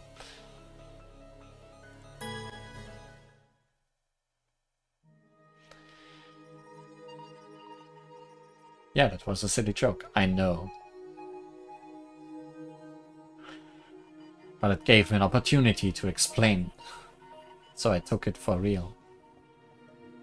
The night was thick. One by one, shops on the street turned off their lights. Can I interest you in a bottle of sweet dream potion? It guarantees its drinker a sweet dream. We're closing. Buy one and get one free. A vendor hawked after her. The ninja didn't respond. She walked down the street and peeled the candy. It's another sleepless day. She had watched the city for a long time, but still hadn't found that person. Given her skills, this could be considered as a disgrace in her ninja career. She originally thought that person had left this bubble universe, but every indication said otherwise. The sign of selling sweet dreams went out. This street grew a little darker. When the city slumped into darkness, the creatures in the shadows became restless. Small sounds grew louder and louder under the darkness. The voracious panting and slimy gulps of magical creatures tormented her weary nerves. Too noisy. The ninja hurled the candy at the shifting shadows like a shuriken. The annoying sounds vanished. Nice moves. It's you. You remember me? How could I ever forget someone who spread fake info? Sorry, I know you're looking for me, but I hesitated and was waiting for the perfect timing. What's she trying to say? The ninja stared at the ground tiles to sit her explanation out, but noticed the candy that was used as a shuriken rolled down the street. It eventually came to a stop at her feet. I wonder if she was the one with Hariri in the clock tower. Ah, not Hariri. Luna. She raised her head unconsciously, but before she could see the comer, she felt a strong wind. Watch out! A gun suddenly sounded by her ear. Instinctively or otherwise, the girl that spread lies shielded the ninja that pursued her. Not far away, a past nightmare had emerged from the shadows and closed in on them. Why is that thing here? Interested in a warm-up? Huh, of course. Past nightmare, you say? Oh, familiar magical creature. Good old Chizo.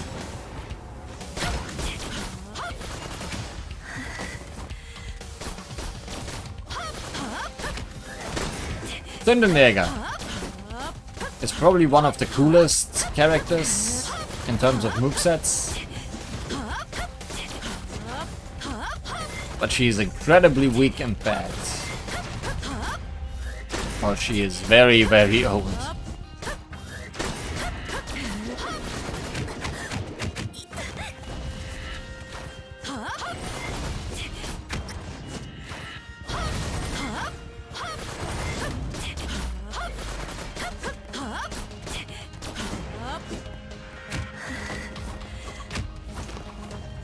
Yeah, she's some old yogurt. Gone bad.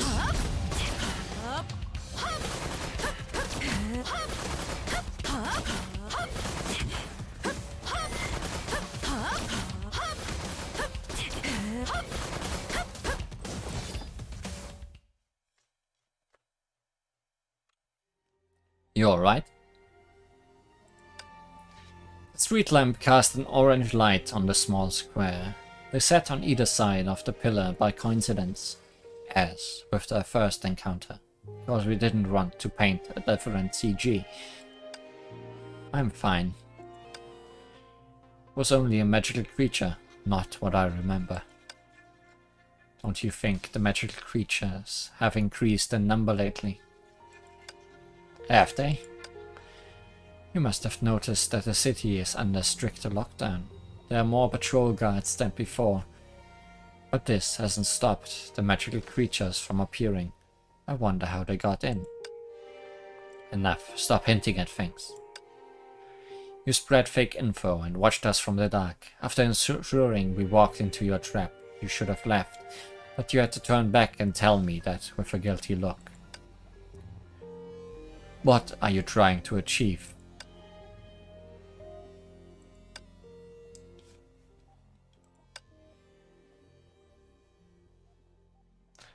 Before answering you, I too have a question to ask. You knew I lied to you, but didn't raise your weapon at me. Why? Also, why is text skipping randomly today?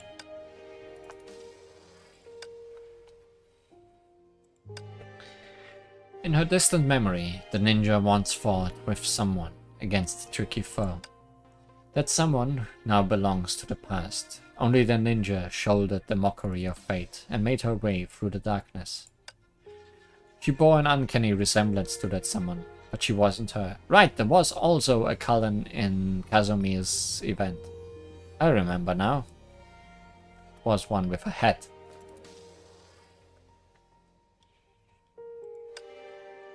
I have no reason to answer.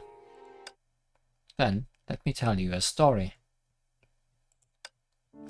Once upon a time, a girl killed by an accident was brought back to life many years later.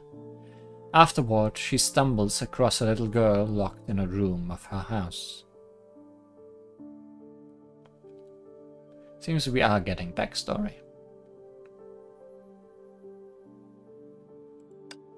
The little girl didn't have a name, but a code, A872. Unlike the other children, she was locked up in the room and used as a tool to prolong the girl's life.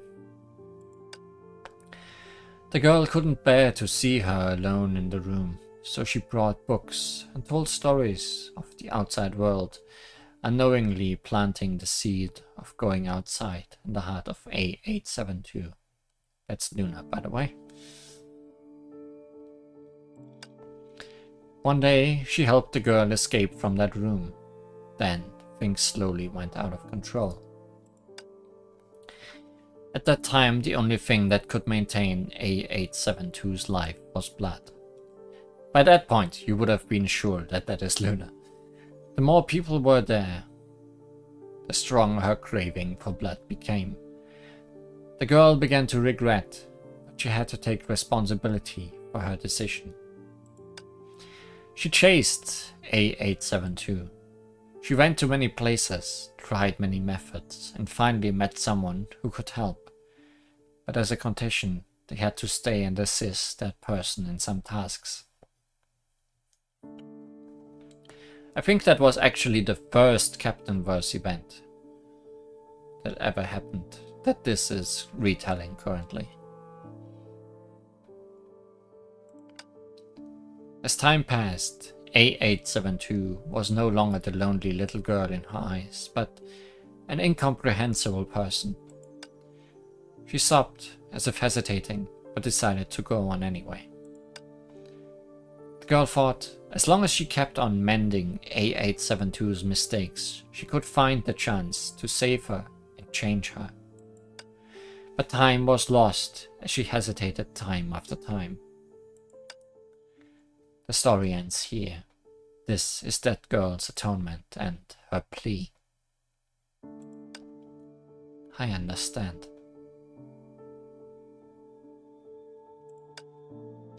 Sorry to have lied to you. It's nothing. What if I told you that piece of info wasn't fake? You mean? Oh. Someone's stomach growled in an appropriate time. Hungry? Not really, I don't need food that much. Want another one of that candy? Sure. But this time, you need to tell me your name. My name isn't important. I'm just an involuntary chaser. I can't call you Hey every time I see you. Call me Cullen, then. Cullen. Perhaps it was because the ninja hadn't uttered those syllables in a long time. The name came out strange. Like yours, it's only a code name. Looks like you've investigated me, but that isn't true. Kazumi is not a code name. It's my original name, given by an old friend. I see. It's a fine name. The ninja smiled, but said nothing. The candy wrapping laced with light-sensitive metal threads was peeled off, revealing a light that pulsed in her eyes. It was like a ray of starlight in the long dark. Kazumi, what I'm going to say may be incomprehensible, but crucial nonetheless. I'm listening. She turned her ear to her. As a ninja, she processed intel on a daily basis, so no news should be able to surprise her. But after a moment, she frowned unconsciously. But we don't know why. Didn't know that her ears can even turn. She can bend it down, I guess. Bubbles! The anticipated miracle ultimately became a bubble and burst at the slightest touch.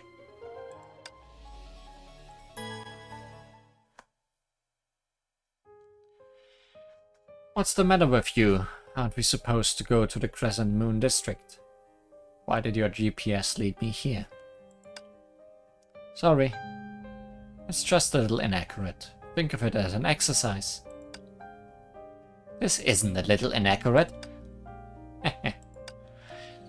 This place was still some distance away from the Crescent Moon District. Sirin led the way, while the miracle stone in her waist pocket glowed ominously. How's Teruri doing? Her vitals are stable, the same as before.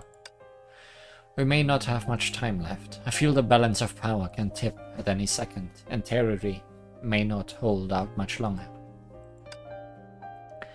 After we get to Teruri's home, you wait outside. I just need to find something. It will be quick. But Miss Sirin, I don't quite understand. Why are you going to find your stuff in Teruri's home? When we neared graduation, Teruri said she'd give me something that would make me super powerful. Since she doesn't have it with her, it can only be in her home. If I find that thing, I may have enough power to... Don't tell me you want to trade yourself for Teruri. How do you think she'd feel when she wakes up to the sight of you sleeping with a stone in your arms? Don't do anything stupid, Sirin. This isn't stupid. You don't understand. This is all my fault. If I got there earlier, if I talked with Teruri, maybe none of this would have happened. Shut up, this is stupid. It's no use bickering. We'll see what happens. Watch your step. They looked away angrily without a word.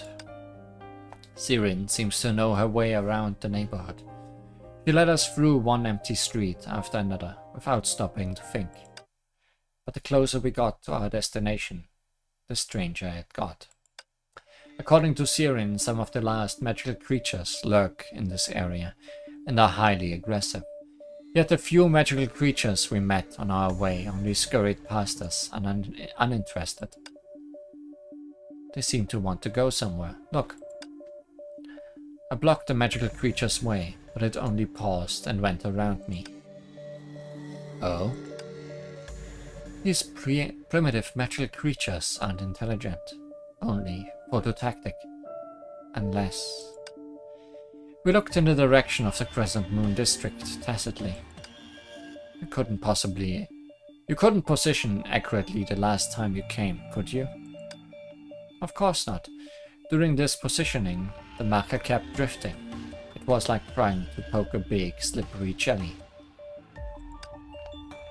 Maybe this district is actually enveloped by a jelly like that. Such as Magic Security Bureau's light curtain. I see. That explains why the positioning is off. The light curtain requires a hefty amount of energy to be defensive, so it only activated in extreme situation. We were still at war with the Dark Lord when I last saw it. At that time, the idiots at the bureau only activated the light curtain partly to save energy. Won't there be an opening? An opening? It's filled with magical girls, of course. Sirin picked up her pace and walked into the woods.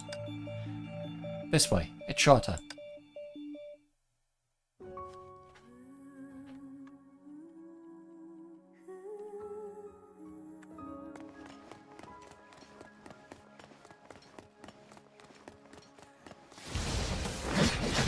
Getting some good use out of the colors and maps.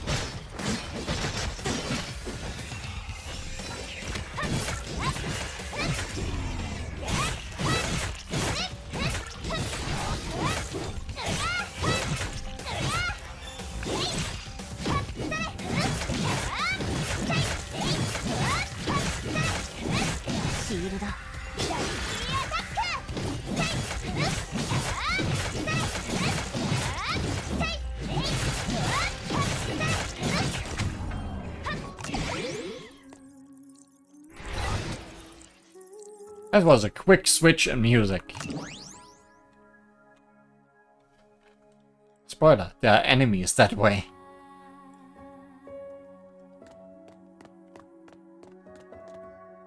On the bridge, maybe? Sure are on the bridge.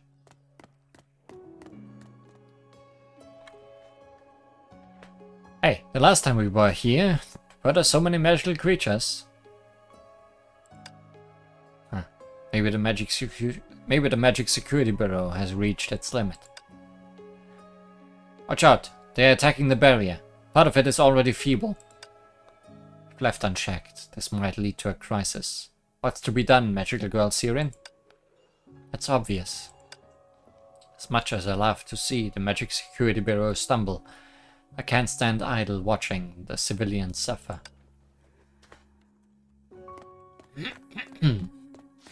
Let's beat up more Honkai beasts. Look at me! Not the barrier.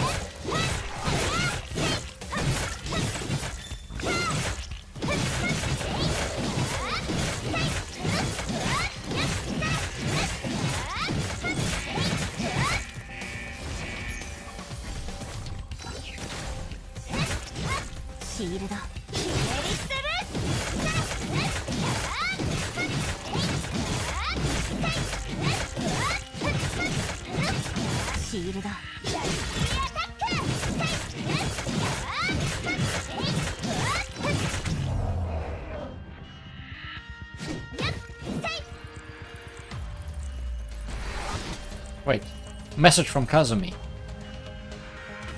Delta, you're outside the wall, right? Give me some time. I'll rendezvous with you. So we really can't access the Crescent Moon District. We use magic to attach a small barrier on the light curtain to create a passable space. Regrettably, we can't do it again. That light curtain was already fragile and wouldn't last long. Besides, your power is severely drained by those few seconds. The city is tightly defended. Even if you breach the light curtain, you'll be confronted by a horde of boulder guardians. Expressionlessly, the ninja looked at Sirin, who was in despair. How can this be? As you can see, after the miracle stone was taken out of this bubble universe, the magical creatures that occupy the castle have been looking for a light source everywhere, as if they were in perpetual darkness.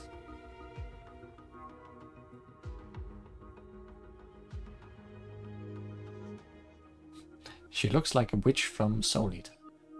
She kinda does, yes. I remember her. What was her name again? So the Crescent Moon District, where people live, became a giant light source that attracted them. Wait, The amount of energy that could constitute an ether anchor wasn't detected on this stone.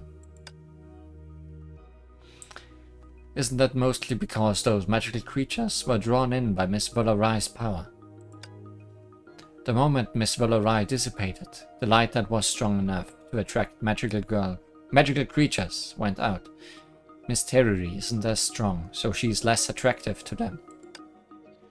Which is to say, we haven't found the real ether anchor yet.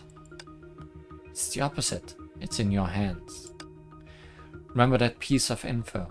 The ether anchor is only obtainable through the powers of a magical girl. My investigations tell me there's some truth to it. This miracle stone is an ether anchor, only not activated. The condition to activate it is a magical girl must become the Dark Lord. You already know. A long silence. The night wind was chilly. The light curtain enveloping the Crescent Moon district was like a huge wobbly soap bubble that could burst any second. I think I get it by now. If we activate that rock, we'll have a chance to awaken Teruri and take out the Honkai beasts outside the city. But Sirin will probably be corrupted into the Dark Lord.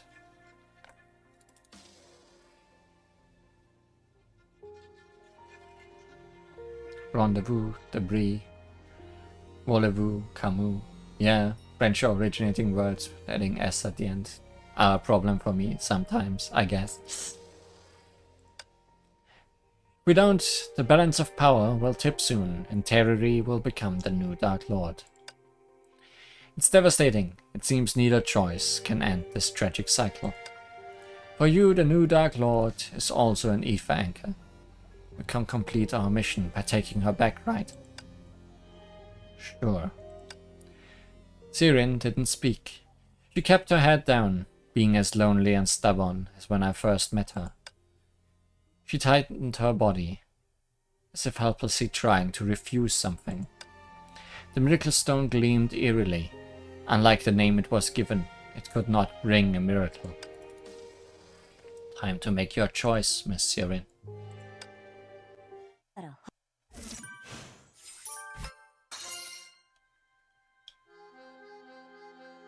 There were some words there. Liar! Liar! Pants on fire. We're all liars who spotted lies about the future.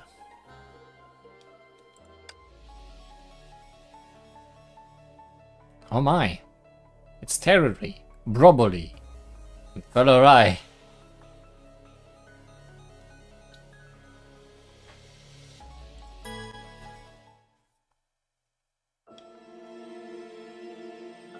The rusted iron gates were pushed open.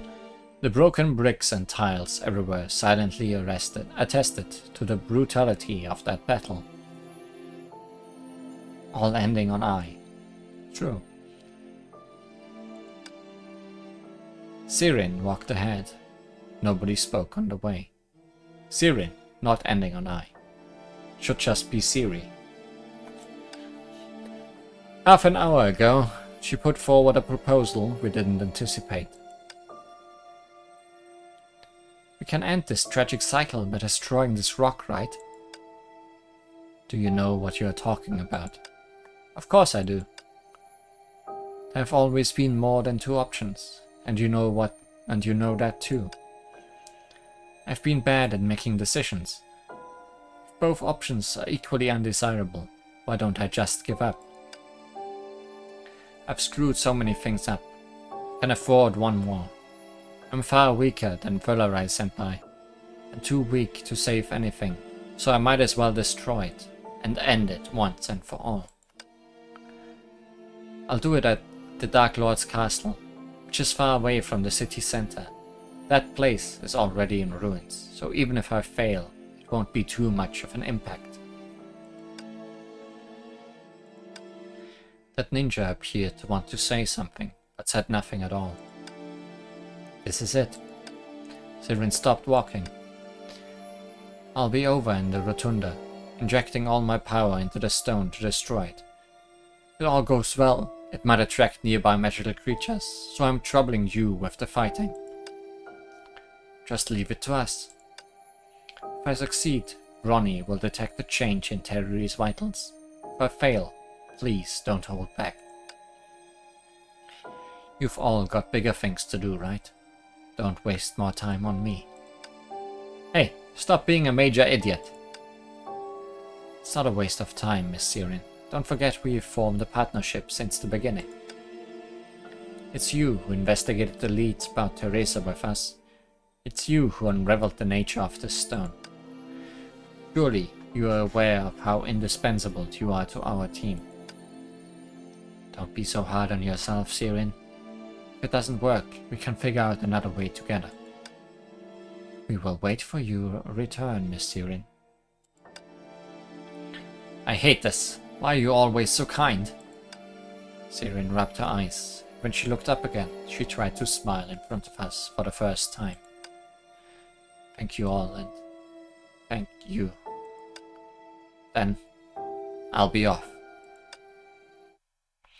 I could tell she was still hesitant from her steps, but she didn't look back once.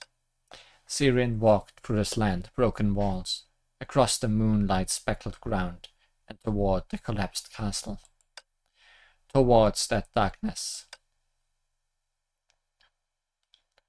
Balarai-senpai, Teruri, and Broboli-senpai. I've come.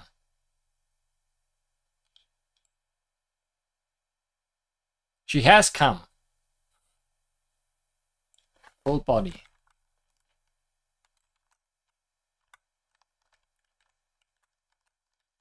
Nice walk animation.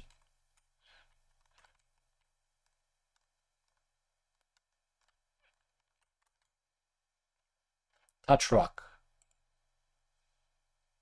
And then... so dark. Follow the path, and I should be able to get to the core of the seed. They liked that Honkai Star Rail battle animation so much, they brought it back twice.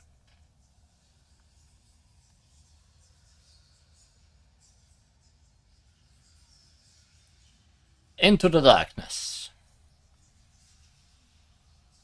Finally got to see you, Balarai. Sorry, I came too late.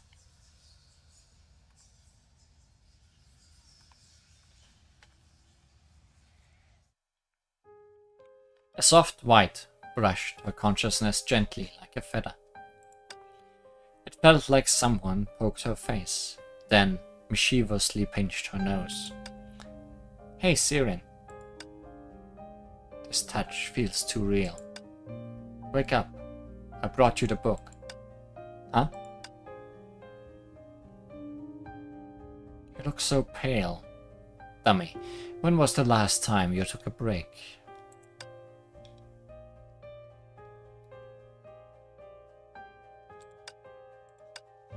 Balarai-senpai. Why the face? Aren't you happy to see me? I'll go then. No, I'm very happy. So honest. I thought you'd snap your head to the side and say I'm not. Gruffly. I can't believe how much you've changed since then. I'm not.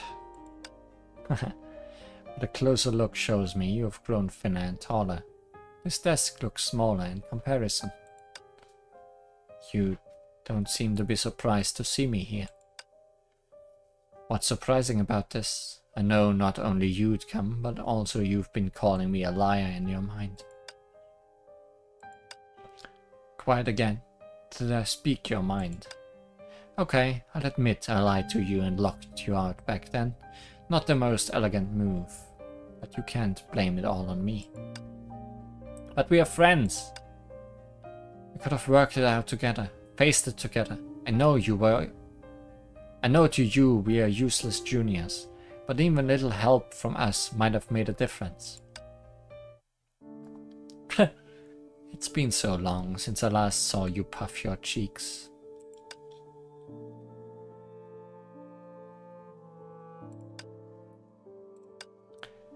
What can two fresh graduates do in this major event? You must believe that's what I thought, right? Isn't that so? Of course not. You and Terry are smart and fast learners. You lacked field experience, but you were able to follow closely until the last minute. That's a real feat.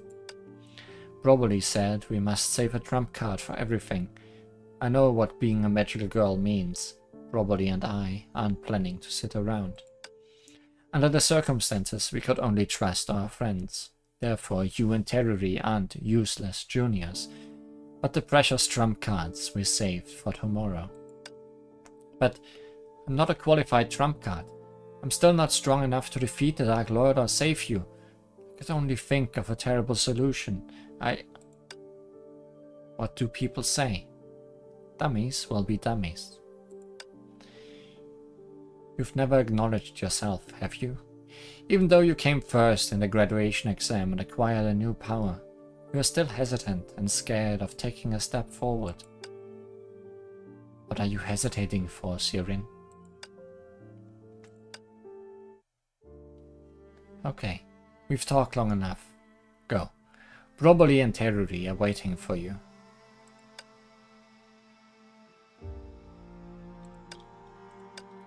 Probably Senpai is here too. Duh, why would I leave my friend's soul in a hellhole?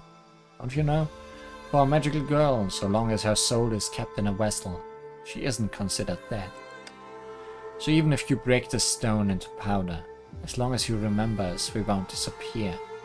Now you can finally stride forward without misgivings, eh? Liar. Brother Senpai, you are a liar.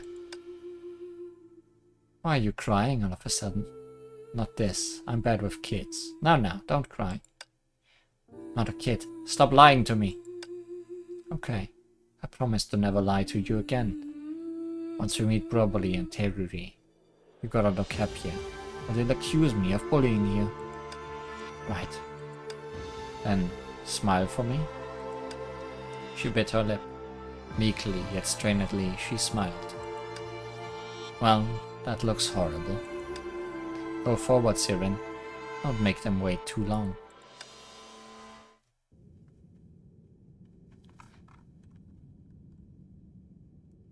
No darkness here. Hello, Miss Broboli. Hi, Sirin. Long time no see. Sirin unconsciously reached out to touch her arm. It felt hard and cold. Hey, I actually exist. Probably pinched Sirin's cheek. Don't pinch anyone with whatever that is. The tip of your nose and your eyes are red. Did you cry? Did Valorai bully you again? Oh no, not at all. I was just extremely happy. How much time do we have left? Enough for us to have a chat. Since you are here, I assume you read the textbooks we left. Is there anything you want to know, such as why we didn't choose to destroy but to use the forbidden magic? Because you're hoping we could find another solution. Clever, but not entirely correct. The correct answer is, this seed is at its weakest when the Dark Lord is slumbering. The problem is, everyone is strained from simply maintaining the balance, and doesn't have the energy left to destroy it. Luckily, you came. Maybe that perfect solution never existed, but that fact that you made it here means our gamble paid off. Magic girls will welcome it tomorrow when they are truly free. Then, how can I destroy the seed? See that transparent greenhouse out front. It houses the core of the seed. Its glass protects it from our power. If my assumption is correct, it should still be wilted. We should be able to destroy it easily once we get inside the greenhouse. We'll continue to maintain the balance of power until you succeed. Just focus on your task. I have another question. Will everyone hurt when the seed is destroyed? It won't be very painful. I promise it's like falling asleep. If I had to describe it, it would feel like this. Nobody flicked Siren's forehead lightly. Siren, it's good to see you again.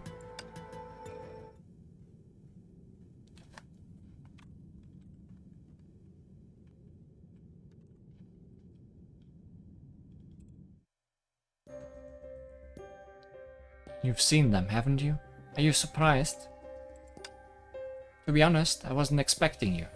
Now that we're all here, it's starting to feel like a class reunion. Ah yes, do you remember that photo? The one we took together when you graduated. We only took one photo and I took it.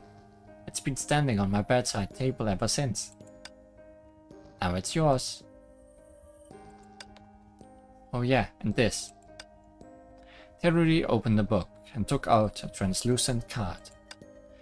Before the graduation exam, didn't I say I'd give you something that would make you super powerful?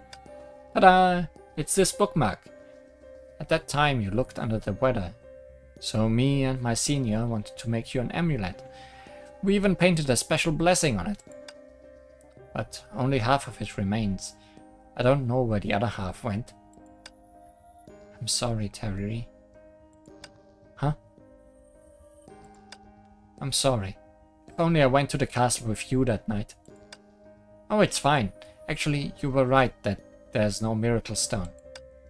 If I listened to you in the very beginning, quit the magic security bureau and left, maybe things wouldn't have come to this. But if that was the case, we wouldn't have the chance to see Polarai and Probably Senpai again. That's right. So there's nothing to regret about, right? Right. I feel so strange right now. We haven't had a nice chat like this for heaven knows how long. Sorry to have avoided you. It's just that every time I see you, I recall my senpais. I've long forgiven you. We're best friends after all. You always act cold and tough, but I know your heart is softer than anyone else's. Ah, are you going to the greenhouse? Take this bookmark with you. Technically, it's only half of the bookmark, but it might come in handy. I know it will. You can do it, Siren.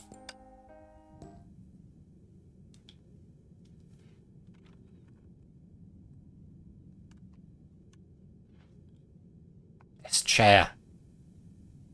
Why did it have to be this chair? It's an eyesore. Kick. How come there's a butterfly here? It got swept in. The blue butterfly quietly sat there and didn't leave.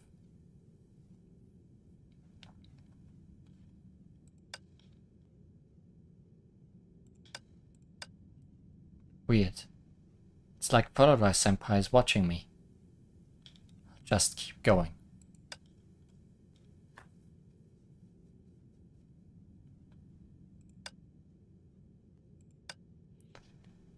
You'll all be watching me, right?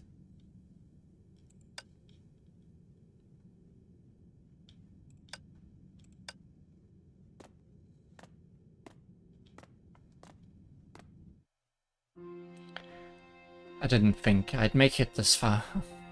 The place was quieter than she imagined. She could only hear her own heart beating nervously. In the empty greenhouse, there was only one crooked, leafless tree. Apparently, it had been dead for years and could be snapped like a twig.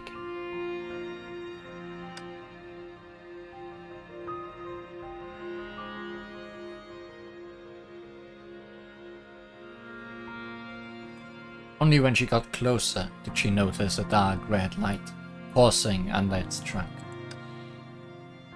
It's finally ending. Polarai, Robody, and Teruri were no longer visible in the greenhouse. Siren took a deep breath and concentrated her magic on her palm. An all-out blow. Strange. Nothing happened.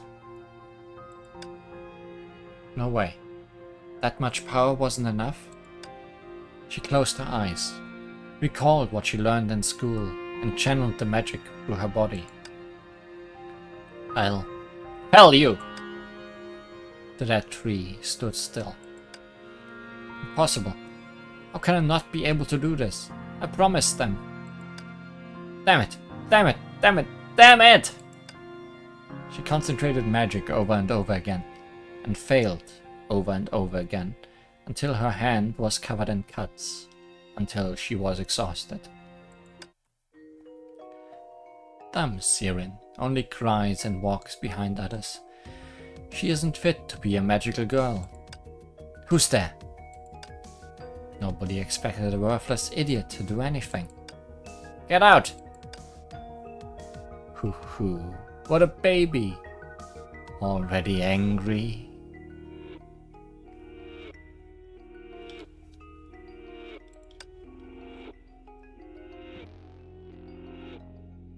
That's quite the outfit there.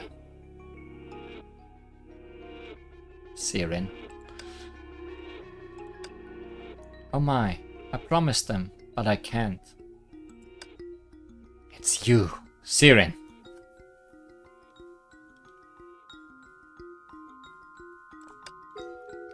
You always call others liars. Have you realized that you are the biggest liar?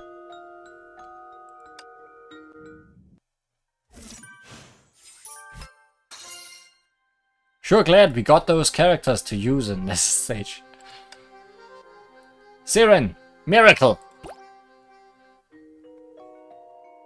You always call others liars, but have you realized that you are the biggest liar? I don't lie. I do what I say. Oh? And what do you plan to do now? Gnaw the tree's bark? Bend it little by little with your hands.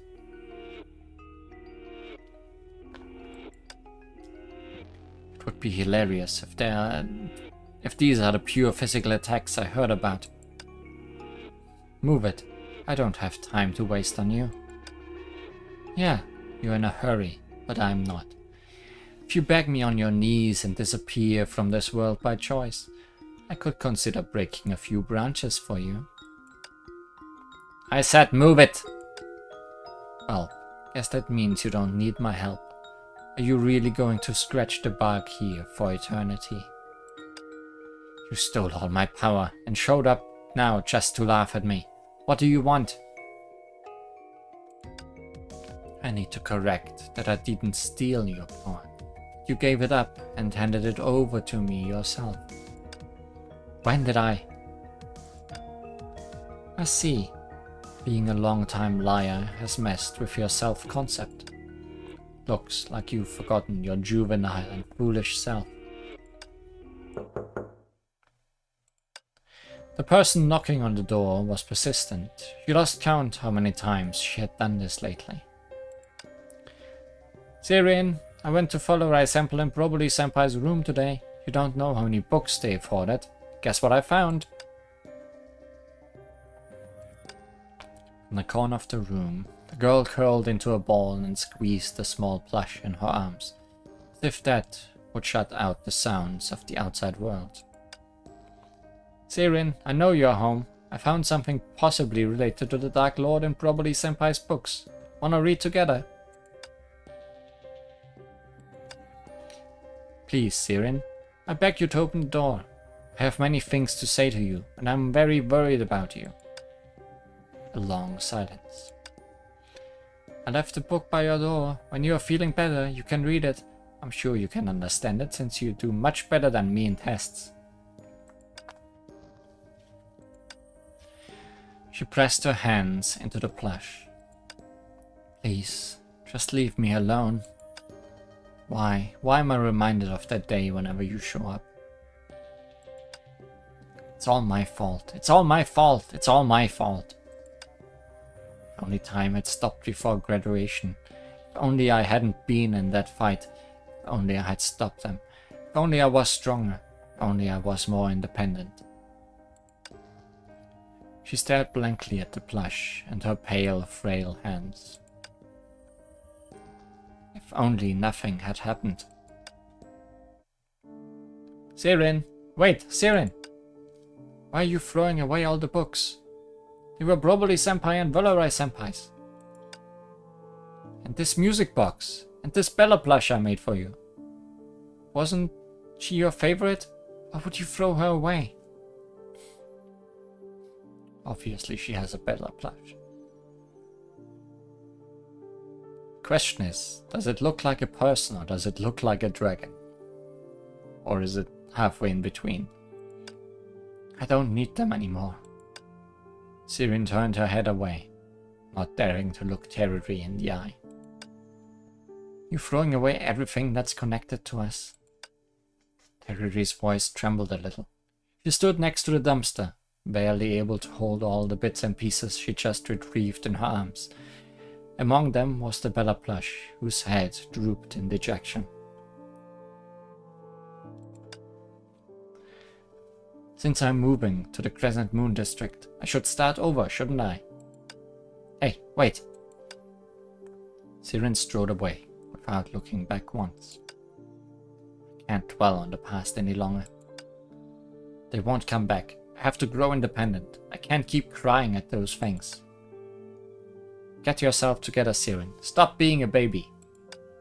Get stronger, faster. Get braver, faster.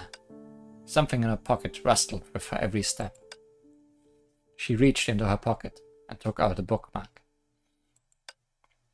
On the translucent card was a meticulously drawn sigil where luscious light caused due to magic. Anyhow, I must live out my life, so their sacrifices aren't in vain. Her fingers were trembling. The next moment, that bookmark broke in half and drifted to the ground like 2 withered leaves. That idiot is looking for a way to penetrate the defense of Boulder Guardians again. When will she realize her errors? She failed too many times. She stood in the dark and watched Terry being chased around by patrol guards. She suddenly remembered the time when the 4 of them sneaked into the restricted section of their school library. Roboli and Valerai searched through the books while Terry and her were on the lookout. They managed to lure Principal Cecilia away, but bumped into Miss Shigure in the corridor. So Cecilia and Kira are here as well. The girls winked tacitly and walked Miss Shigure around. In the end, they were caught and punished to stand by the teachers. Not for banned books, but for making fun of their teachers. Maybe I should help her. I can draw their attention by walking out of the shadows. Just takes one step. The dividing line between light and dark was by her feet, and looked as glaring as a cliff. Forget it. If she gets caught, she'll give up on trying to get up, right? This is okay. As long as I do nothing, nothing bad will happen to everyone. What have I done? Why did I make so many cruel decisions? You remembered? You fabricated an ideal shell to withdraw into, and made me clean up after you. Do you find this fair? Luckily, you are so well disguised that nobody found out how foolish you truly are. Now all I have to do is lift a finger, and you'll be a goner to make Sirin properly strong. I won't let you do it.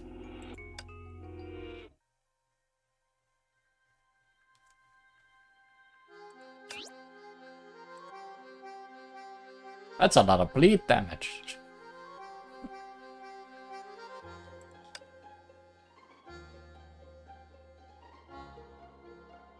Quadruples current power. Quadruples current power. I mean, once again, I can't do anything, but watch.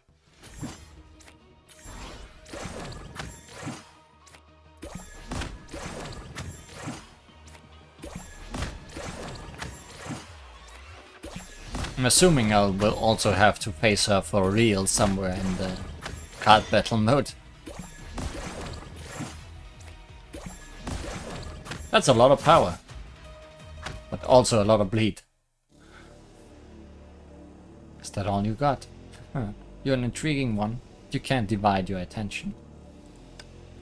Are you trying to fell that tree? Let me see which hand you are using. 1 step, 2 steps. The white-haired magical girl approached the purple-haired girl, frozen in place. Oh, now I remember. It's the left hand. Golden threads wrapped around her arm. I tightened their grip. An immense pain spread down her arm, corroding her every nerve. Too painful to talk. Tight-lipped. We'll see about that. You can't even lift a finger now. I'll give you 10 seconds. If you don't give me an answer, I'll take it as your surrender.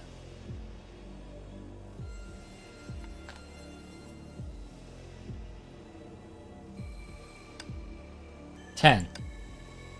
It hurts. It hurts. It hurts. 9. It hurts. It hurts. It hurts. It hurts. It hurts. So a second could be this long. 8. I want to hide. I can't run away again. I must destroy the seed.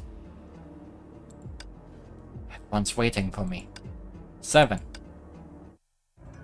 Am I out of chances? She could hardly breathe. Her vision began to blur. Yes, but not exactly. I drafted a plan. She heard a familiar voice in her head. First, take a deep breath.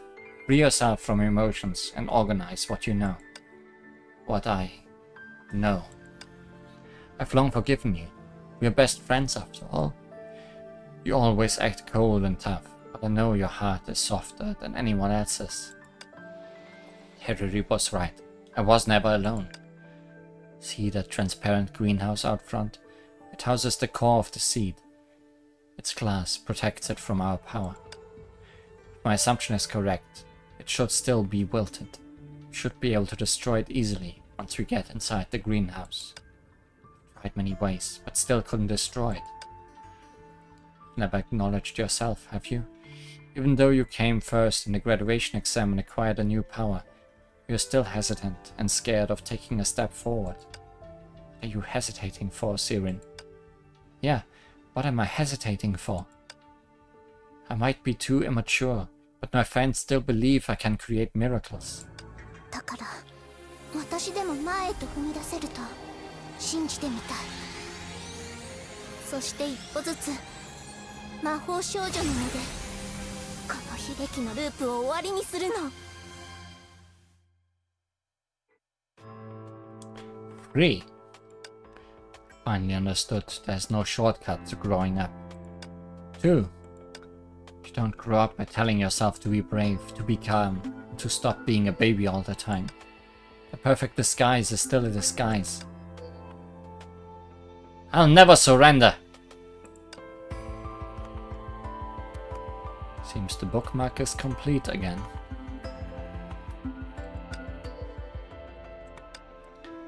What foolish stubbornness. Forget your futile struggling. It's but a waste of time. Time. I have plenty. Probably Senpai said they'll maintain this balance until I succeed. The white-haired magical girl looked down at her and sneered. Since you are so spirited, I don't mind prolonging our game. The ending has been written anyway. I wouldn't be so sure. The purple-haired girl leaped up like a desperate bird and a piercing arrow. Ah!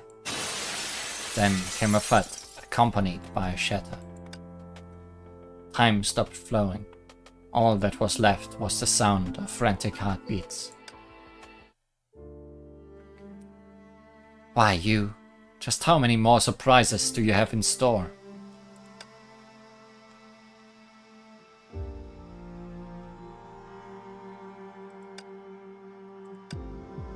Break the greenhouse and the external power can pour in. Combine the strength of you four and that tree can be broken. Heh, that was quite clever. But does headbutting count as an actual move? Who taught you that? You fool. You don't know how to battle at all. It's okay. I'll learn. I've decided that if I get another chance, I'll pick up all the memories that I've thrown away before. Be it pain or despair, they're all part of Sirin. Without them, I'll never be complete or be able to move forward. You are me. You are Sirin's lies.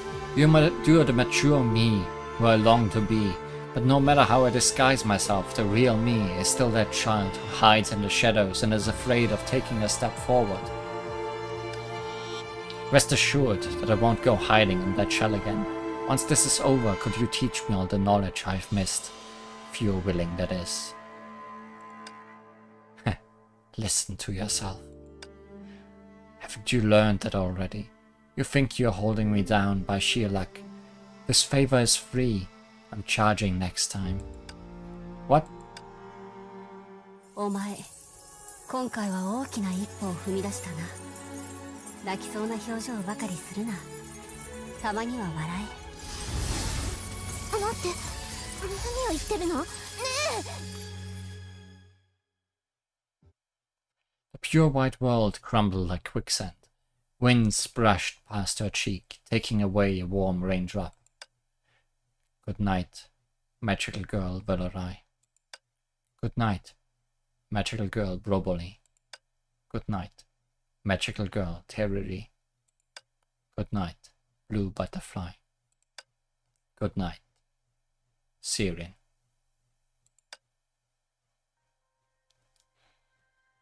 Before dawn.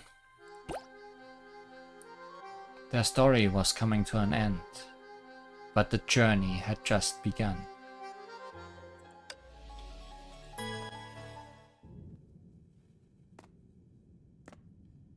Is this the end?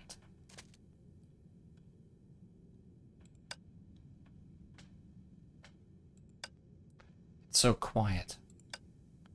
I'm really alone this time. What should I do? I don't even know what kind of vessel they want to keep souls. Hey, don't go for the pinky heart-shaped ones. Disgusting.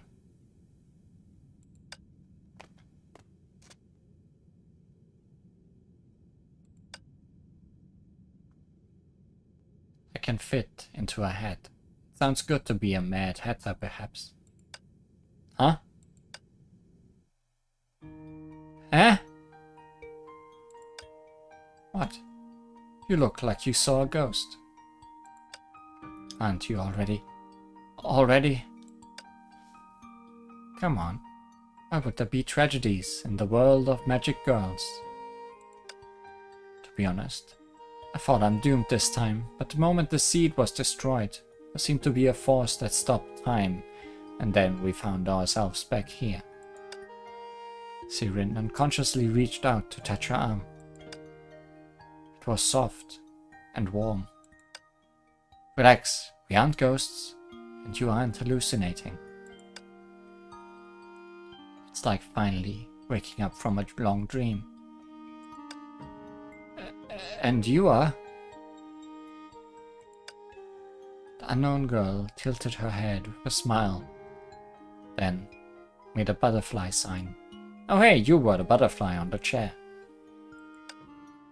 Blue butterfly, remember? Her identity is rather special. I'll tell you later. By the way, aren't you going to say hello to the people over there? They've been waiting for you. Sirin looked to the foyer. The first person to walk in was Delta, then Kazumi, Rita, and... Captain! You did extraordinary, Sirin. You must be exhausted. You can go back to Hyperion and rest up. Wait, what did you just call me? Nothing. It's just that I can't keep calling you hey. She mumbled, her ears slightly flushed. It's okay, Miss Sirin. Being honest with your feelings is the first step to growing up. No, you can't just call him by his first name. Captain. If you ask me, she's got a whole lot to learn. Sorry. I don't think you can get your job done. Nah, we'll be scolded at worst. But it will be totally worth it to see her get roasted. Delta threw a glance at Kazumi. The ninja's face twitched slightly. Ronnie contacted us a while ago. She said Teruri has woken up and is doing good. That Teruri. After she heard that the town was surrounded by magical creatures, she insisted on coming over to join us. She's like that. Come on, let's go to the Crescent Moon district. Then, let's head out now. You can stay here. The problems of the magical girl world should be fixed by the magical girls. Once this is over, maybe I'll decide when that time comes. Okay, be careful out there. I watched the girls walk toward the foyer, but didn't notice a small white figure had stopped beside me. Captain, thank you. Looking into her blue eyes, I was reminded again of that never-ending summer, that melted sea salt popsicle, and that grudging downpour. Are you the sailor from that Pokemon event? I have no better words for it. No need to be so polite, sailor. Captain, if you found that person... Yeah, she is that sailor from the Pokemon event. Oh, she has that weird squid around her leg.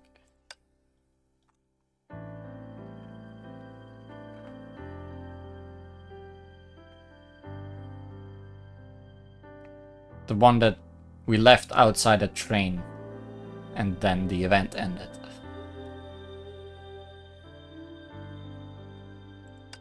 No, not yet, but I'm getting close. Captain, you will find that person. I'll cheer for you every day.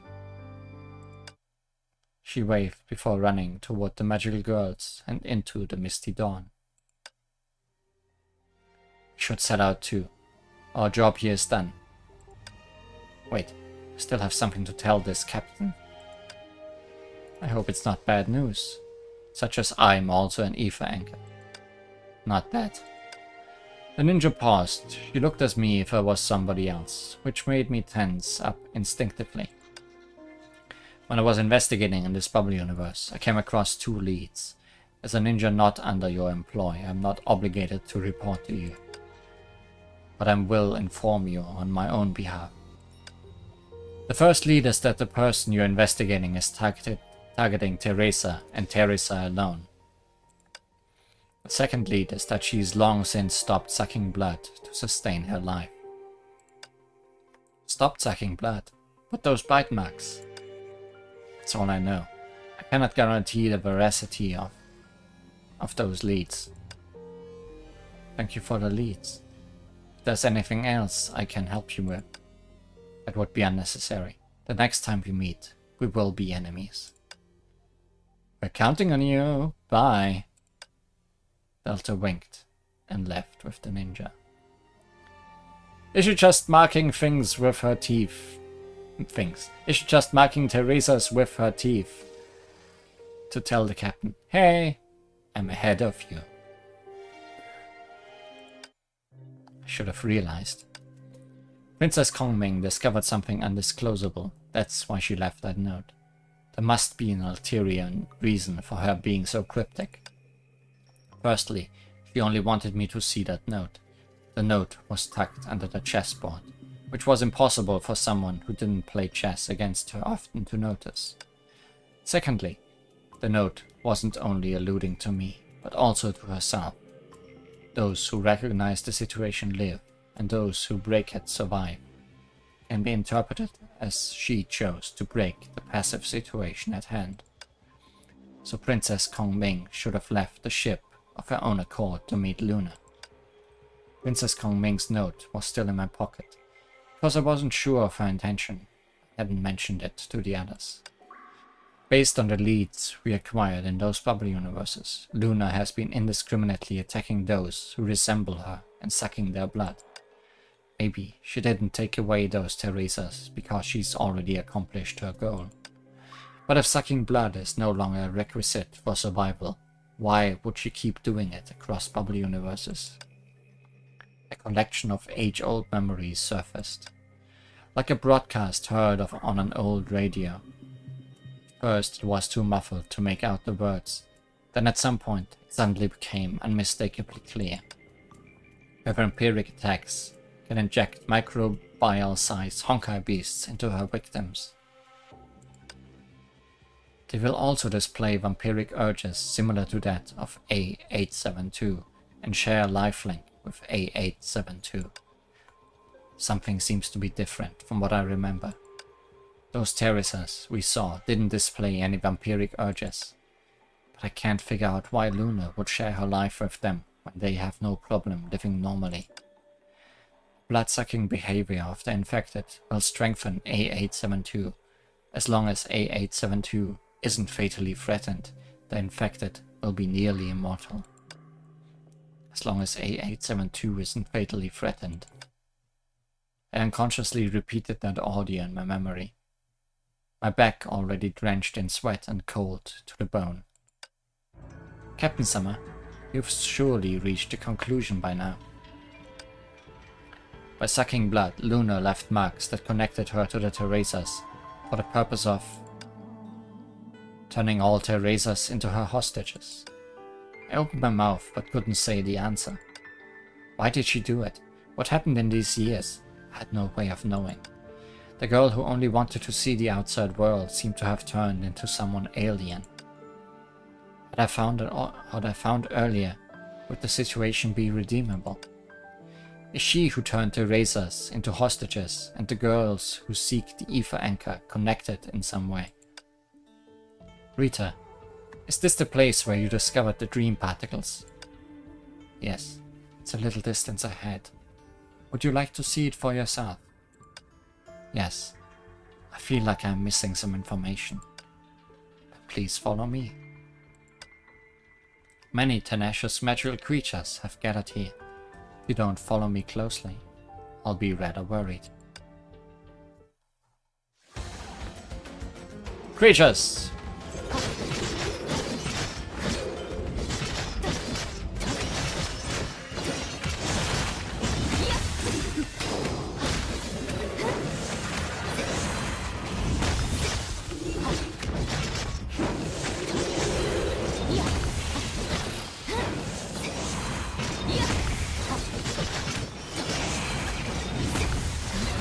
Grab creatures, in fact. Pause creatures.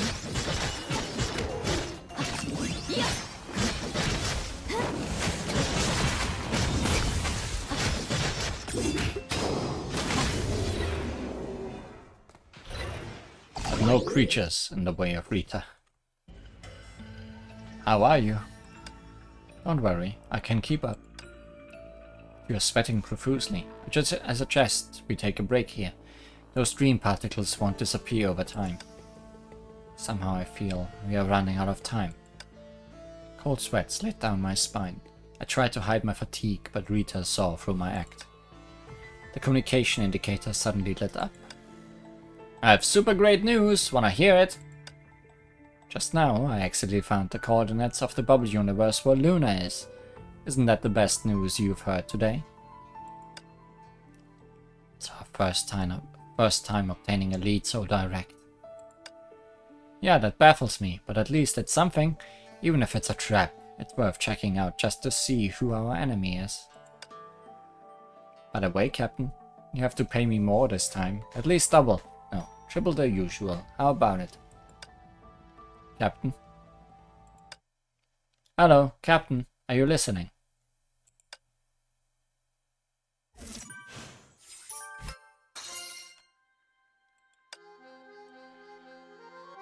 Promise.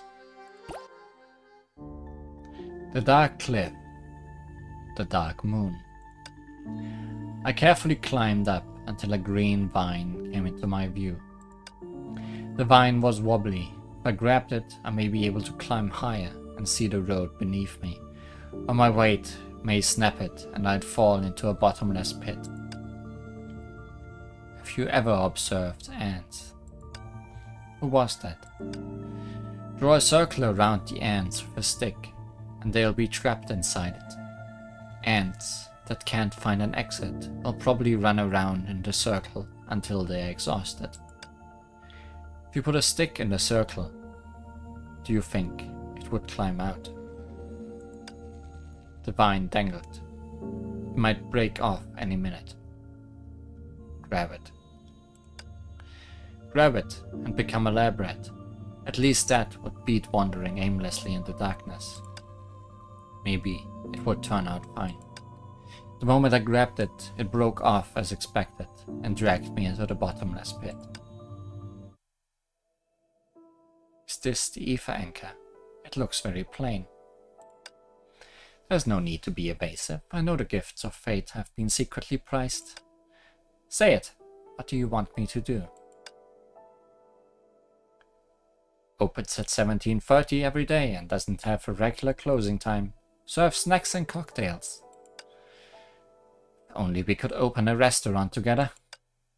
Can you cook? I've always wanted to try the black truffle chocolate grilled steak you talked about.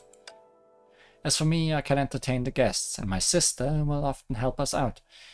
We can call all our friends over after closing on weekends and make ginormous cotton candies together. Those two in the eatery look so close, it makes me a bit reluctant to interrupt our conversation. After a while, she sighed softly. The wind chimes on the door jingled. Hi, can I order now? Unfamiliar scenes flooded into the brain, overloading neurons. But was this the time to stop? Continue. Sister, celebrate my birthday with me. Doesn't matter. If I want, every day is my birthday. I'm going to make up for all the birthdays I get to celebrate with you. Teh, let's blow the candle and make a wish together. I wish... Begone, Teresa. Sometimes I fantasize that I had the chance to go to school back then. Scribbling on textbooks, eating snacks with friends in class and getting caught, hanging out with them after school and agreeing to see each other tomorrow. By the way, what would you do if you found out students were bad-mouthing you behind your back? Haha, you're a kind teacher. Going to school. Thank you. Someone like me has long since lost the chance to experience it. Her fingers had become numb. Only the stinging pain from her heart kept her mind lucid. But was this the time to stop? Continue. Ah, so cold. It's so wet on rainy days, I hate it. But why are your hands always so warm? Do you remember our promise? At that time I said I'd wait, no matter how long it would take. But now I've changed my mind. I don't want to see you again. This stump doesn't even have a ceiling. Aren't you cold? You'll be soaked if it rains. Oops, I forgot you are sleeping and can't answer me. I'm bored. My sister went to work again. I wanted to go with her, but she wouldn't let me. But I followed her secretly. Guess what I found out? That's right. She's been lying to me. I don't understand. She said she'll help me to the end. But it's fine. I'm not mad at all. Even if I'm alone, I can do it. I've always been alone anyway. The consciousness had reached its tolerance limit. If this continued, I'd eventually continue. At first, it was a vicious fog. The fog faded, revealing a world of bloody red. But just keep moving the stiff limbs forward, to towards disjointed sobbing, and one would discover I'm back in that place again. I didn't know if I was in a dream. I only knew she must be waiting for me. The light from the street lamps and the moon intertwined in the dark alley, exactly the same as that night. The endless waiting felt like a moment. Nothing had changed. As if nothing had happened and everything could be saved. Fingertips had been numbed by the cold, but the heart beat with a fiery vigor. Every step pained, like being pierced by a million needles. But almost there. The next corner, she would surely be gasping sharply in agony on the cold tiles, just as she remembered. And this time I'll... やっぱり約束を忘れてないのね。でもごめんね。私は守れそうにないわ。Promises might be broken.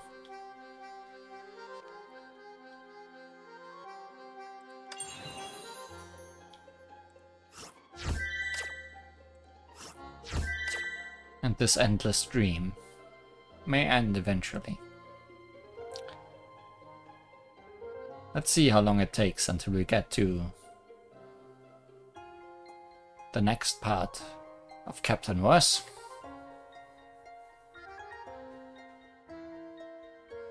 But now, let's play a little bit of cards. I at least want to show off the other characters. In the second part of card games, we unlocked Broboli and Fellorai. I played through that tutorial, but at the end of each part, I guess, there are Mirage challenges, which are apparently harder. I only did one of them for the first group. So let's take a look. We are forced into Fellorai. Command at level 9. Required character Fellorai. State environment. Increases drop rate of lunar flutter cards. Stage environment. Maximum number of cards on hand reduced to 8. But upon reaching the limit, drawing a card grants 1 swap chance.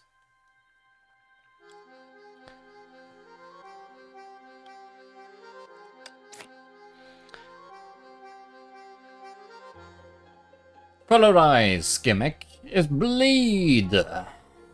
She wants to put as much bleed on her enemies and also on herself. Because all of her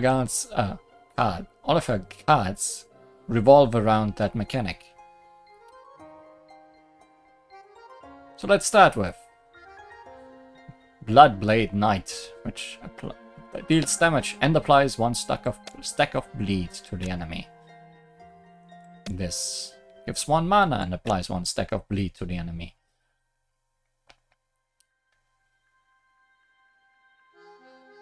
And then I guess have some more damage in the shield.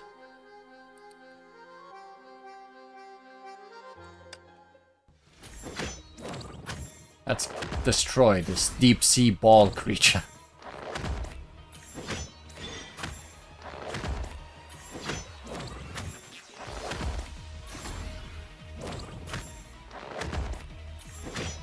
Bleed works as you would expect.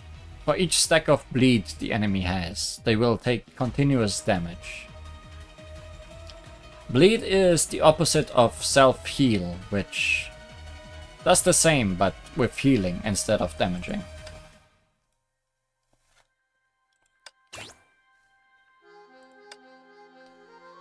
So if we get a card that deals bleed stacks to ourselves, we can counter them with self-heal stacks and essentially nullify them, for example.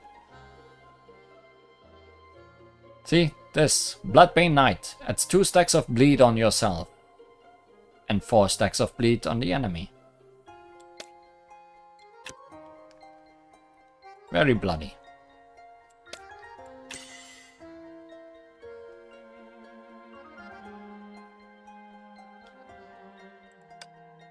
Happy crab! Not gonna be happy for long.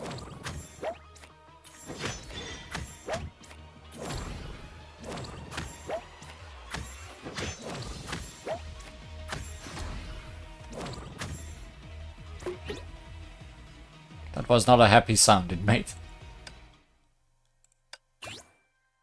Lucky! Choose the reward you want. Randomly grants one currently obtainable card of the highest grade. Randomly upgrades one card in the playzone. Bloodbane Knight was gained, meaning we can upgrade that one.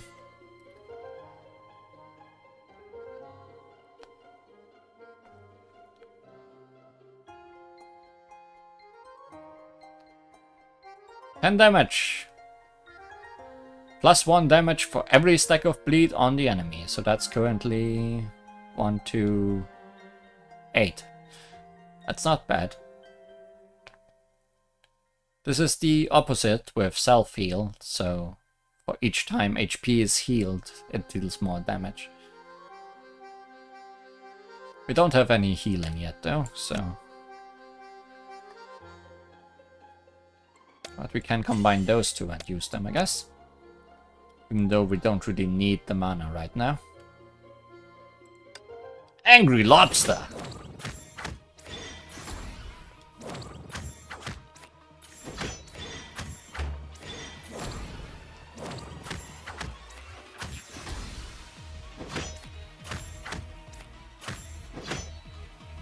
Dead Lobster! So many crustaceans.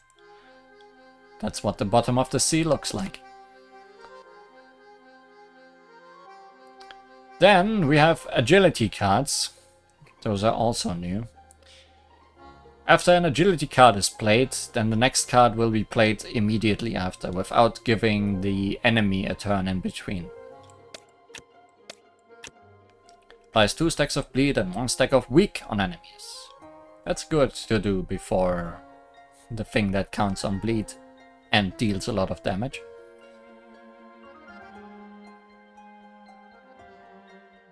Applies bleed equal to your mana to the enemy, up to 5 stacks. How much mana do we get? 1, 4. Not that good.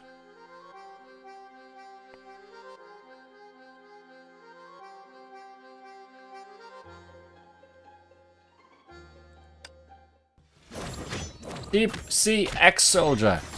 Another crustacean.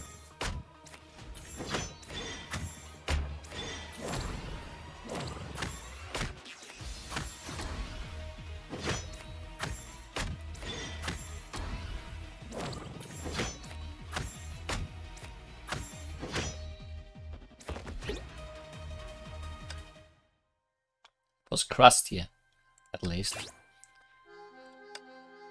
Okay, we've maxed out our cards, so we should upgrade our sets. Bloodthirst, Lunar Flutter. Restore. It's a magic circle, so it will be used at the beginning of. It will be used once and then never again, but its effect will stay. It restores 35% of your HP when the enemy takes damage from bleed. That's very good.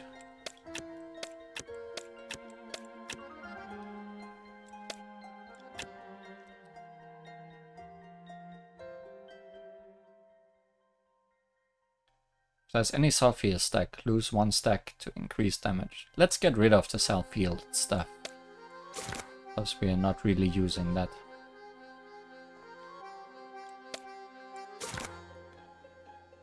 Here we have, remove all debuffs on yourself and restore 3 HP for every stack of debuff removed. How often do we bleed ourselves? 3. Also not especially useful, I guess.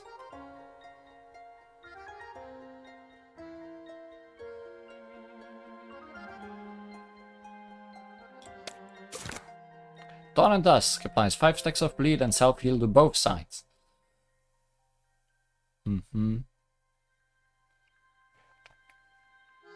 That might be useful.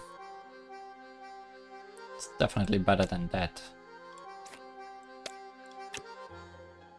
And it also has agility.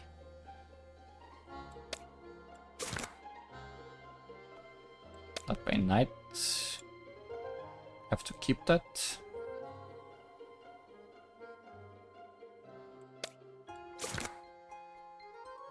Bloodthirst Lunar Flutter Magic Circle upgrade. Dawn and Dusk upgrade.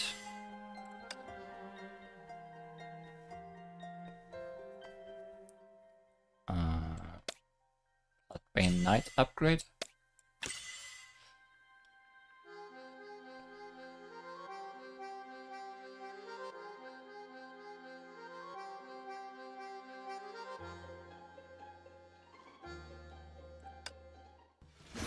Goodbye, Mr. Soldier. You don't see any pinchers on him. Maybe they're under the head.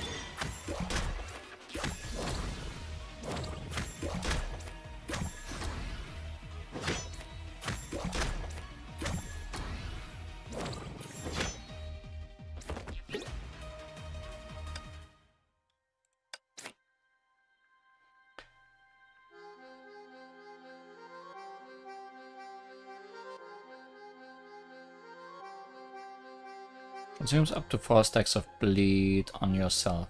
Give 6 damage each. Well, this goes well with that. But I need to keep that mana +3 or else this will not work.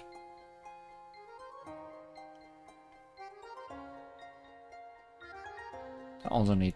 Well, I don't need to keep this mana because I don't need to keep Shield Bash.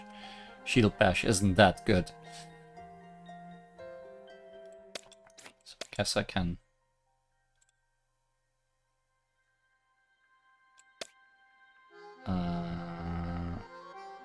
What did I want to do?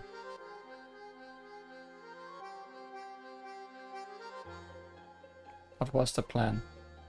Enemy's bleed takes... That's actually... Sure, why not? I don't know what I wanted to do, but that is good.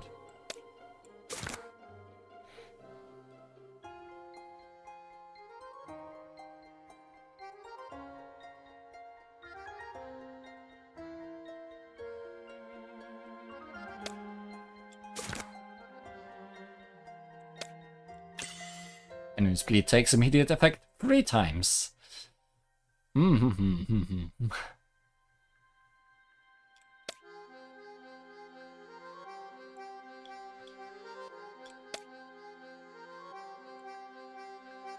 Why does this not work?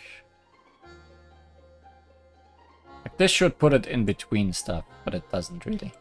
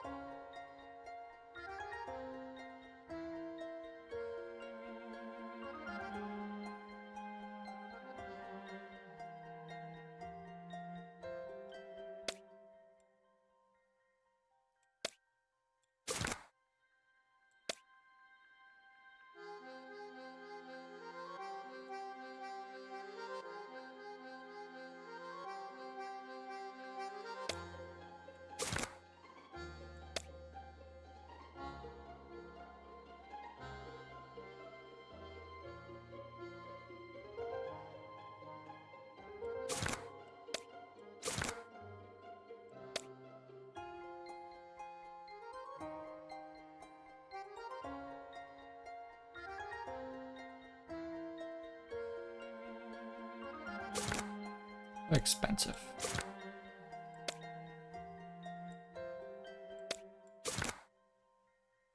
Equal Knight. Applies 1 stack of bleed to both sides now.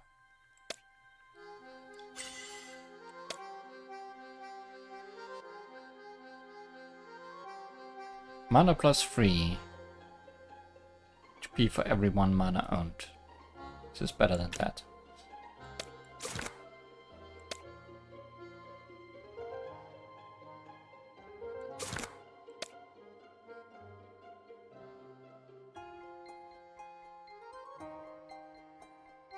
It's 2 stacks of bleed on both parties every round. Consume are another new type of card. It happens once and then never again. Increases number of bleed stacks on enemies by 100%.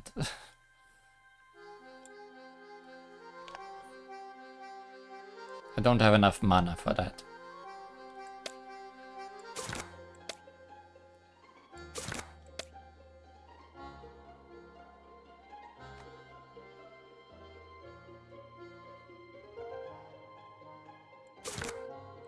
This is a healing thing.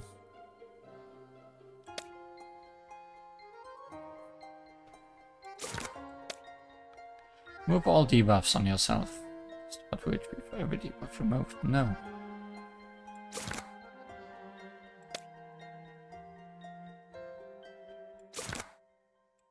Dawn and Dusk, yes.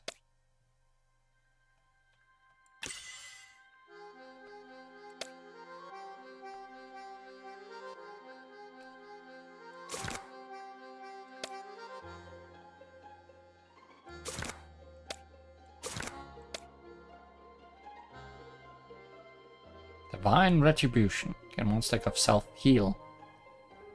No.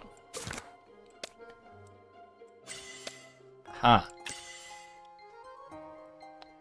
And I don't want to give these 2 away because I want to upgrade them.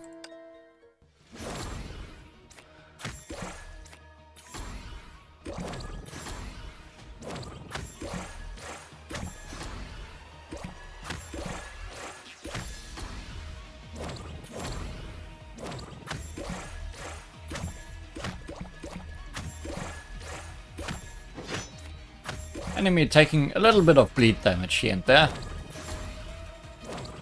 Just a little bit.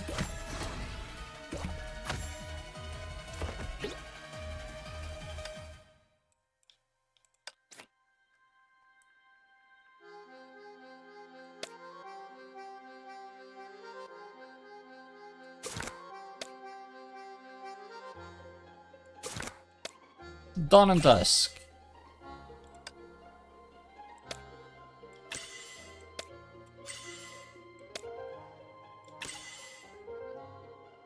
Perfect.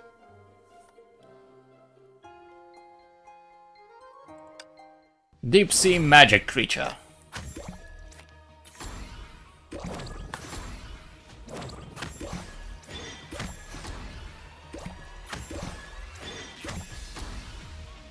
Oh, this thing uses lucky coins like Terrori.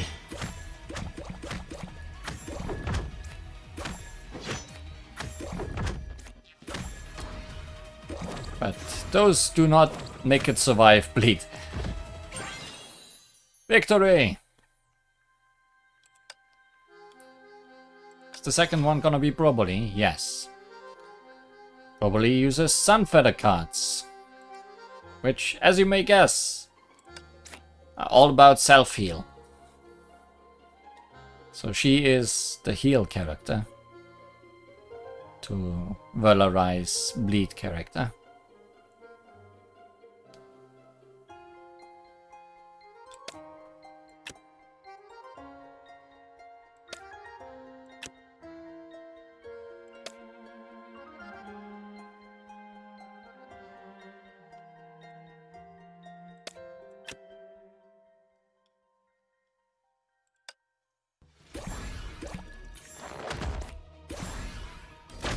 Probably's battles can get very long.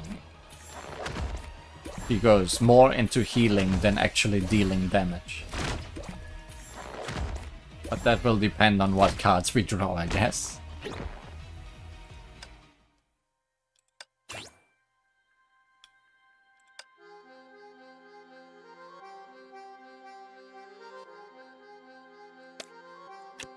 This is just a better version of Pursuit Light.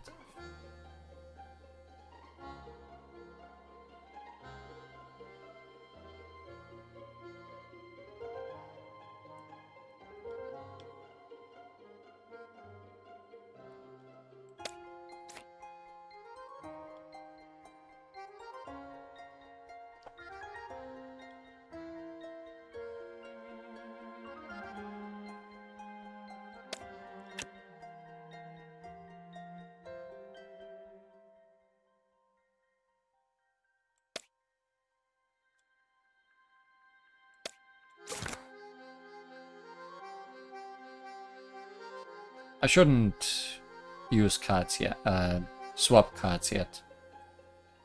Because I don't think I can get higher level cards at this point.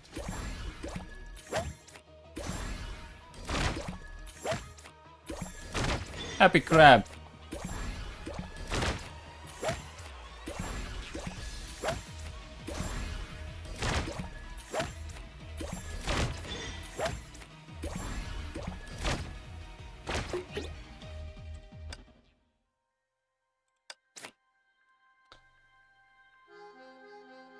Mana plus 2.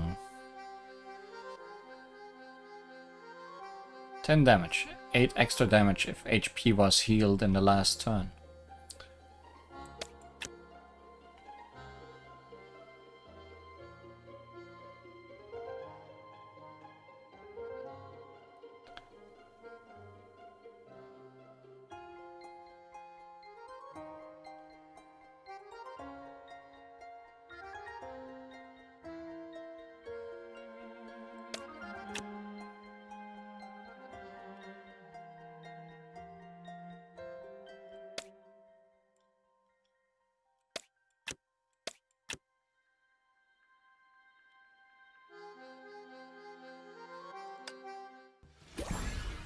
Deep Sea Bubble Cavalry.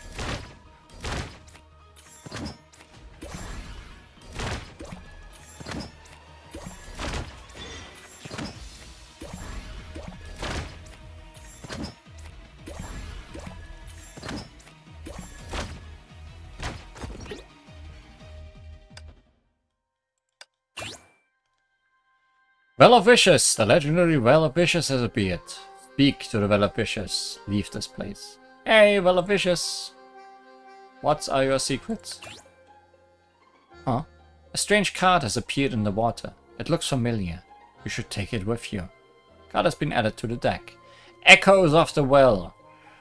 Recycling or swapping this card levels up all other cards by 1.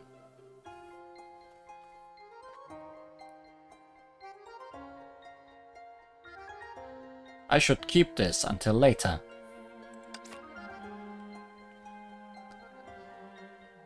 Well of Wishes, your reflection appears in the water. Following the mysterious call, you hand the special card to your reflection.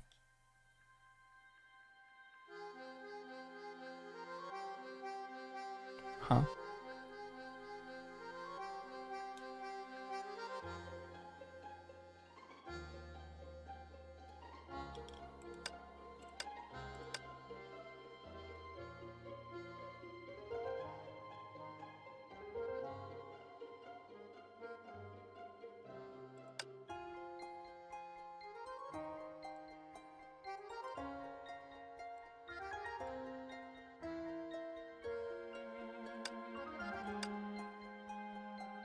Guess I had too many cards or something.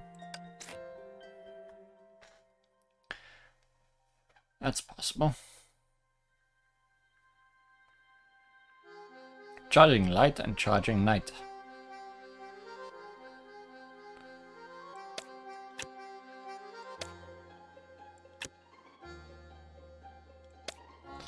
I would like more self-heal stacks.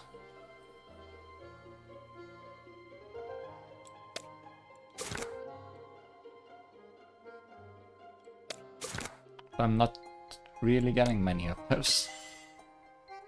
Wow! I upgraded you, but you still only have 1 self-heal.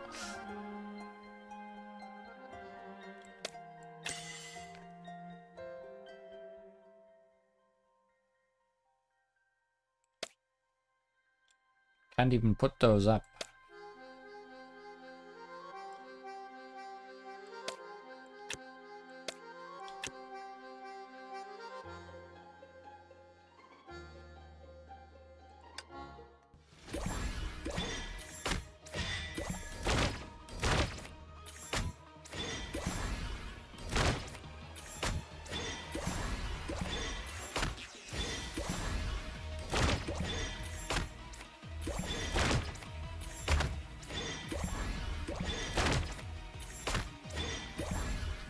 My current setup, I will always only have 1 self-heal, because the first card gives him 1 and the last card eats it up. So I'm not getting a whole lot of healing.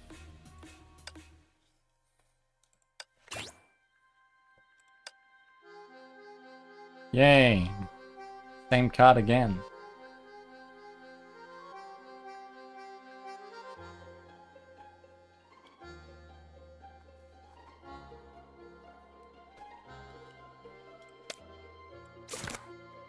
Ah, now we can have better cards. 16 damage. Damage plus 5 for every 1 stack of self-heal on yourself.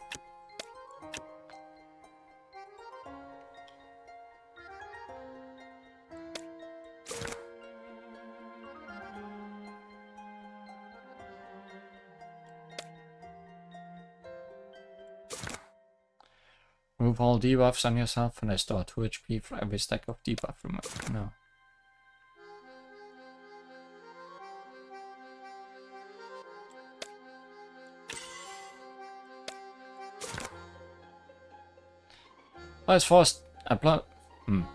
Applies 3 stacks of bleed and self-heal to both sides. Yes, I need that at this moment.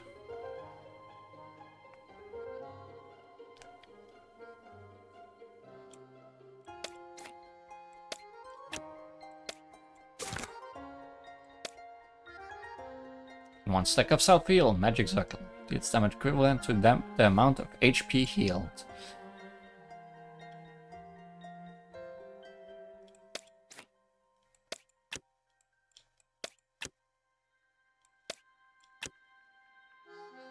Now we are getting somewhere.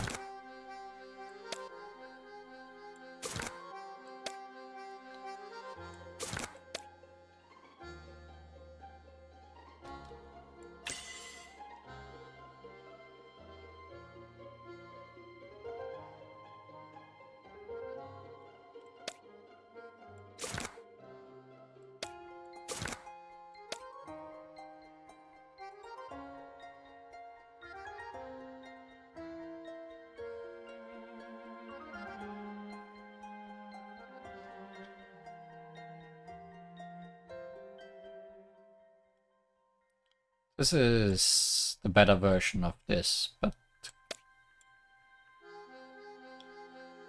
don't know if it is currently.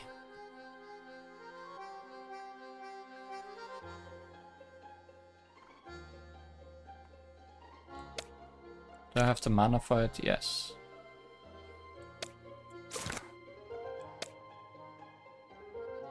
Doubles healing received. Exclusive.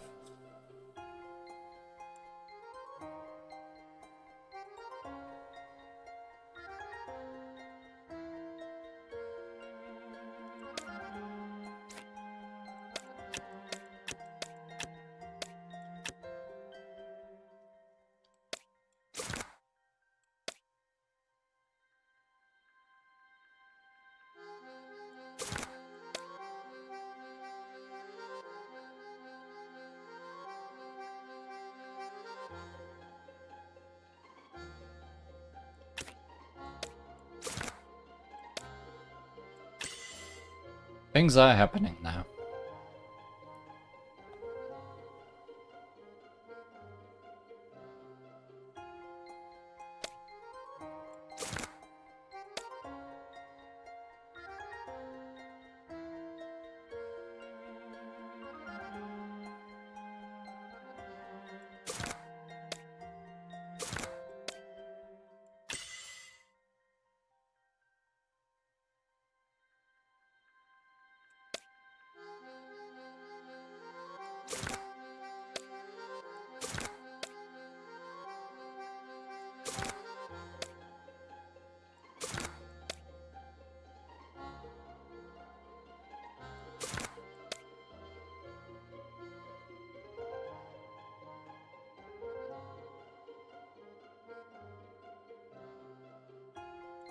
That's expensive in the mana department.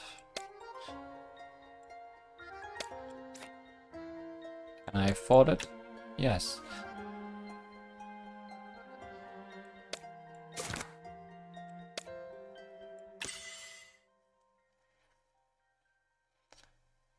Not bad, not bad.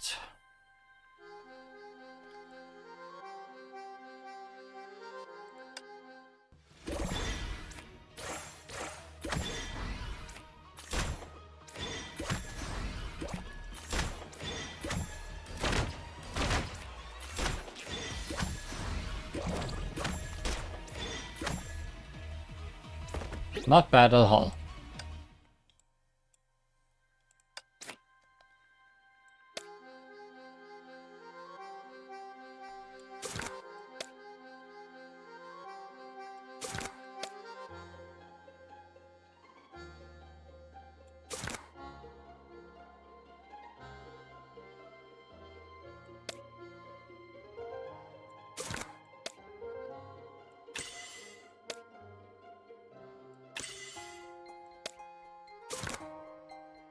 Essentially, if I get Divine Heal Sunfeather and then use Echoes of the Well, I have maxed out everything.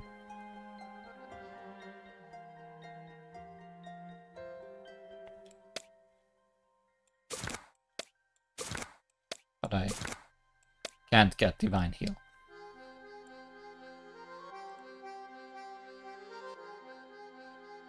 Oh, actually...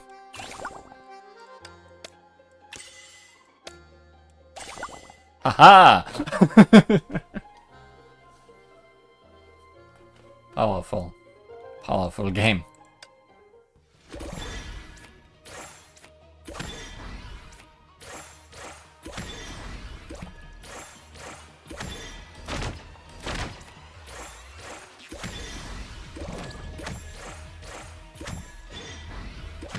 You almost lost your whole life in one hit.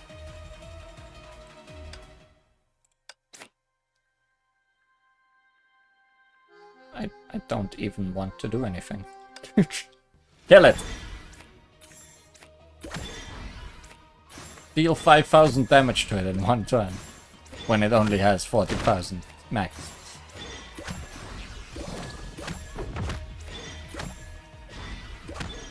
Yep, sure does. Sure got a little bit overpowered there. Okay, I just wanted to show those two off. Now who do we get for the final? Now I am blind as well. Strings Music, Fury class. Miss Shigure. Is the other one gonna be Cecilia? What's the pitch for the magic chant again? Oh no, I started too high again.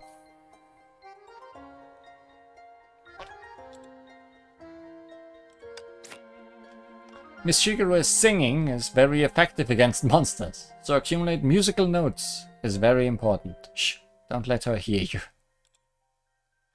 Dealing damage consumes all notes. Every note consumed increases this card's damage by 1 per hit. Dealing damage consumes all notes. Every note consumed increases this card. Okay.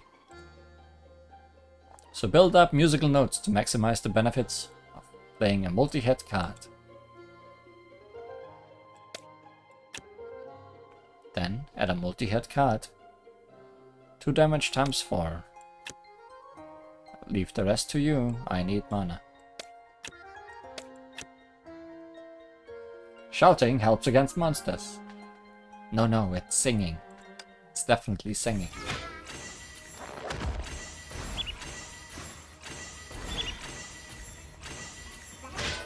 La la la! La!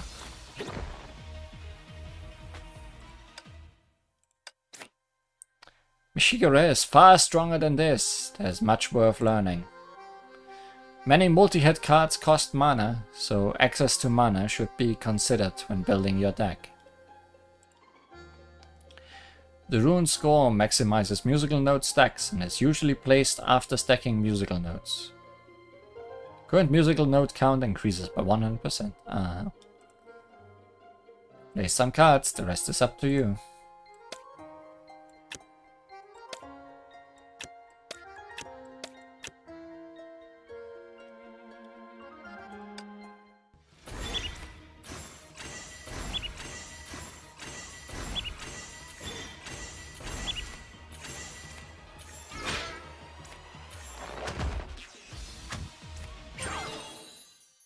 I did something wrong! Clearly. Somehow I failed the tutorial by not reading the cards. and just placing them like they were given to me.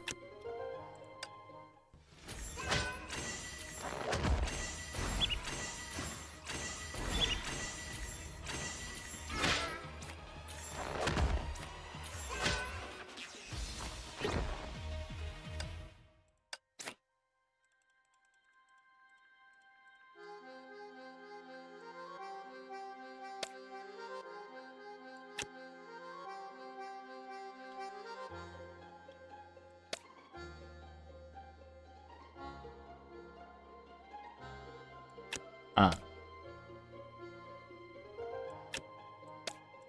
Gain musical notes equal to mana up to 8. So put the mana cards before the shield, is what you are telling me. Put the mana cards before the... that. Then increase them by 100% and kill this thing in one shot. Because now we have 36 musical notes. Yeah.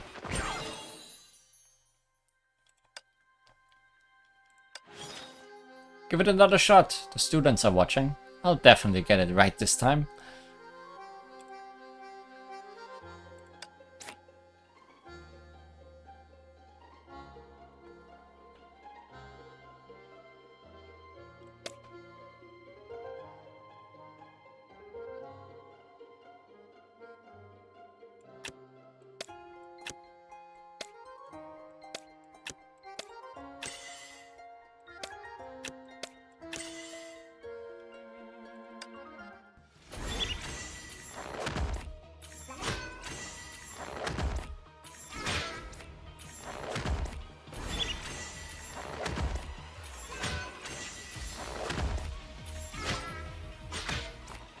Ah la la.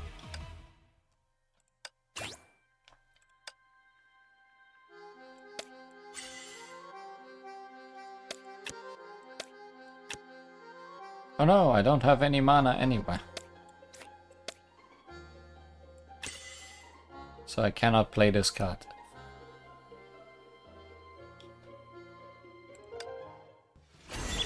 Little stump. If you don't place a card, it gets replaced by basic attack, which is just 3 damage.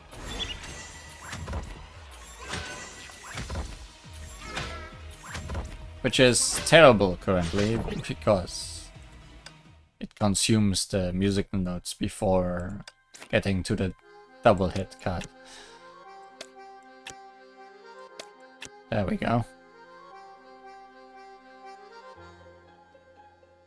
4 damage times 3 is better than 4 damage times 2. Who'd have thought?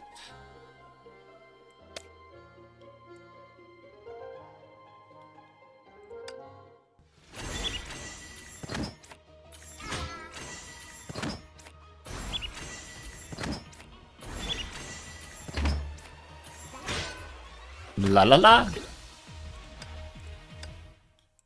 I think she's singing quite beautifully. And pursue Magic Circle. Gain 1 mana every 2 rounds.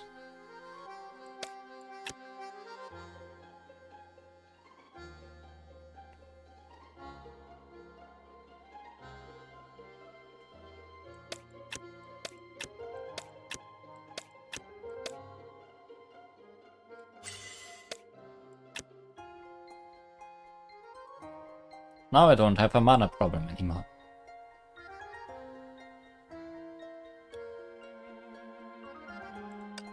Lonely Shroom. Why are you lonely?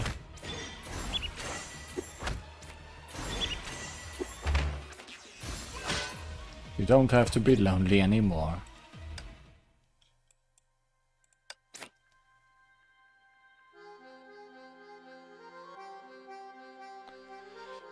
Heal +1 for every musical note gained.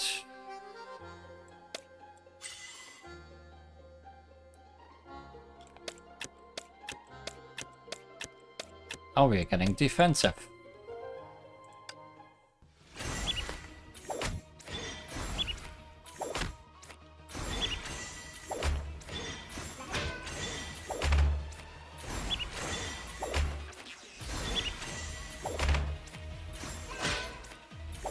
aren't even hurting me anymore. I feel bad for this guy.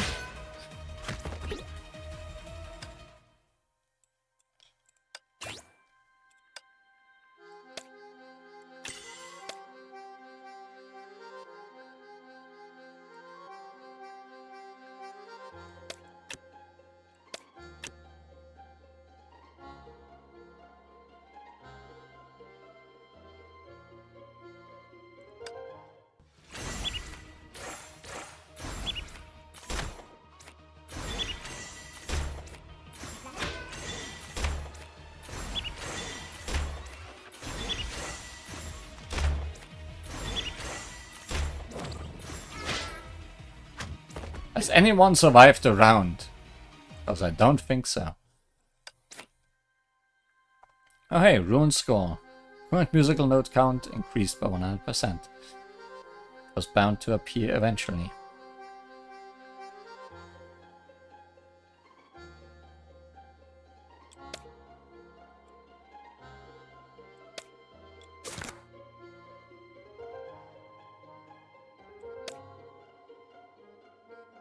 Is that really our only damage option? No. We have a better damage option now.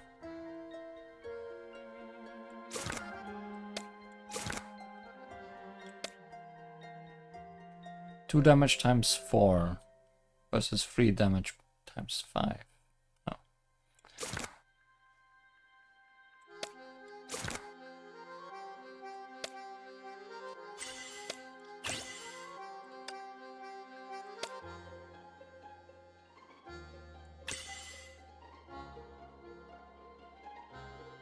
Oh, that was a waste, because I had that.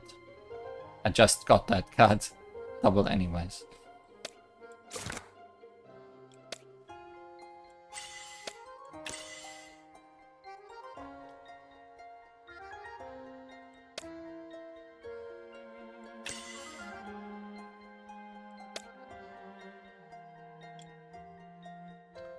What do I not want to use? Heal plus 6. So that's perfect. Guess that is the weakest thing.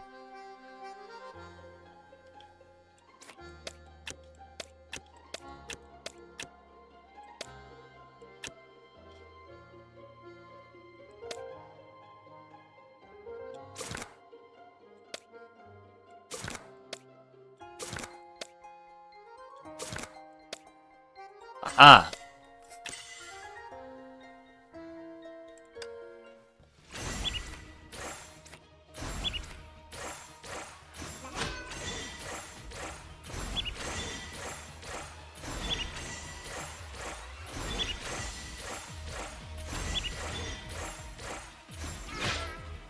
I like how we both never attacked until it ended.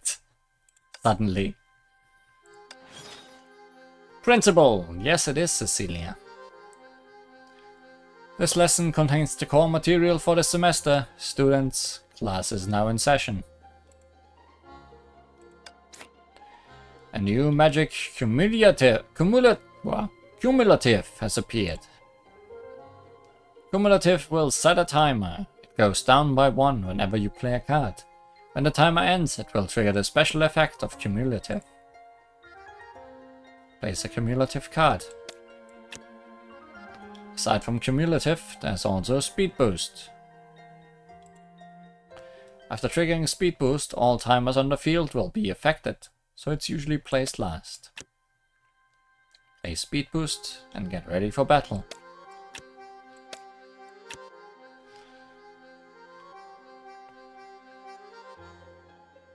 So after 8 turns, 30 damage. After 6 turns, 26 damage. After 5 turns, 16 damage. And speed gets increased.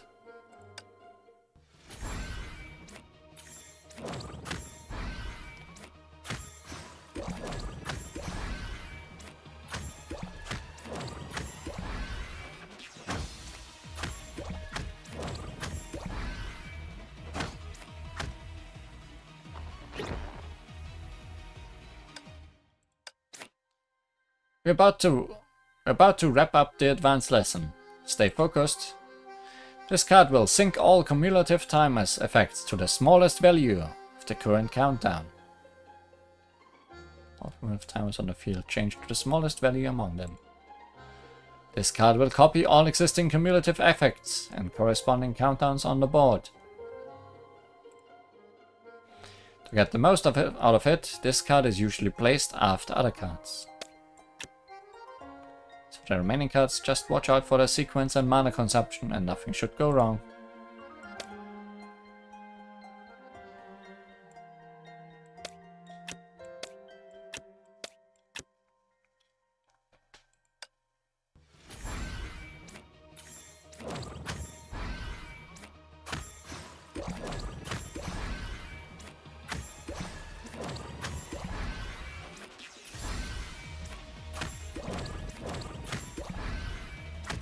Oh, it tells me the counters up here, I noticed now.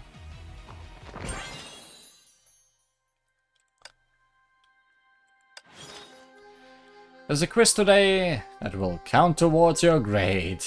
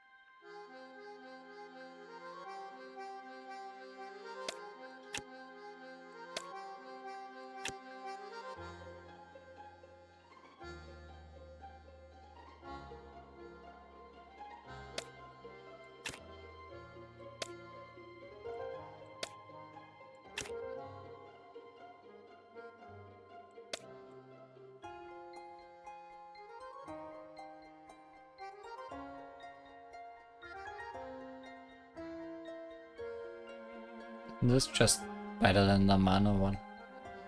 No, because the mana one does immediate damage.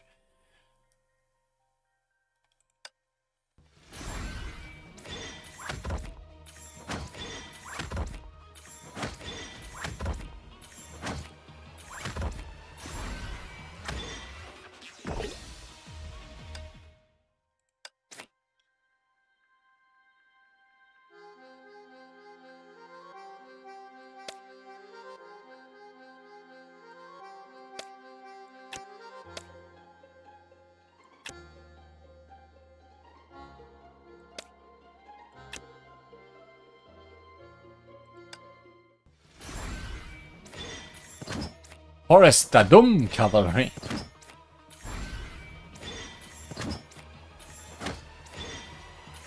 What are you implying with Dadum Cavalry? Or is it the dumb cavalry?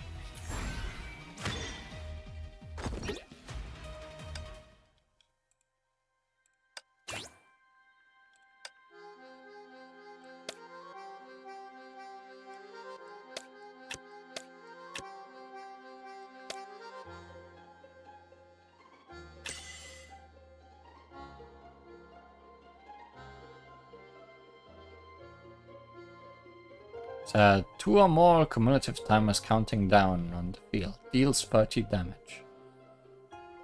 That sounds like it's gonna happen.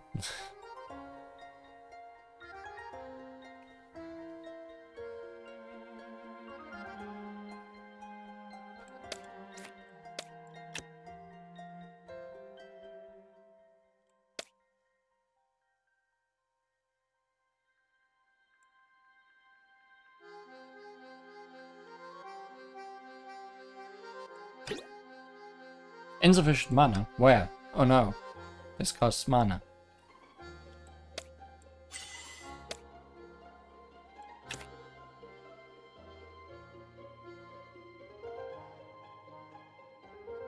We are fine now, I think.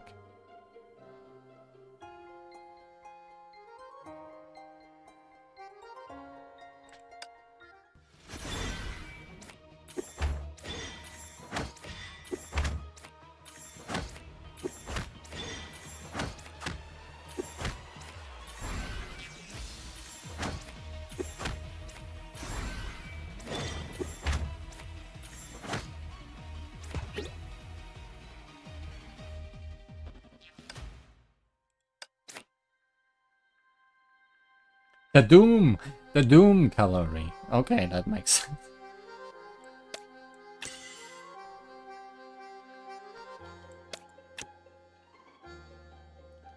I've only gotten one speed boost thingy.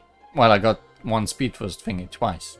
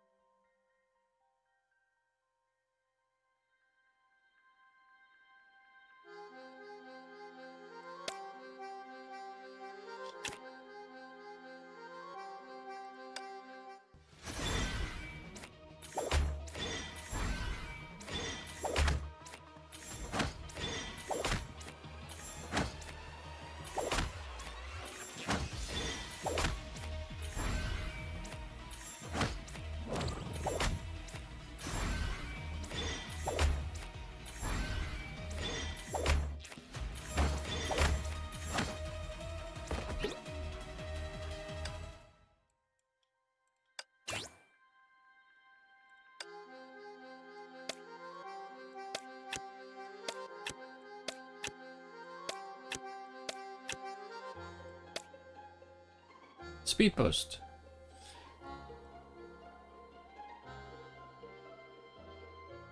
That's just a better speed boost.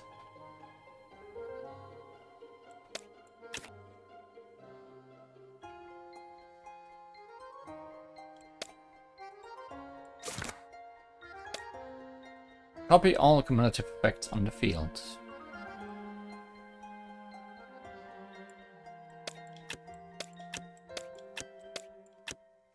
Not enough mana. Mana plus 4.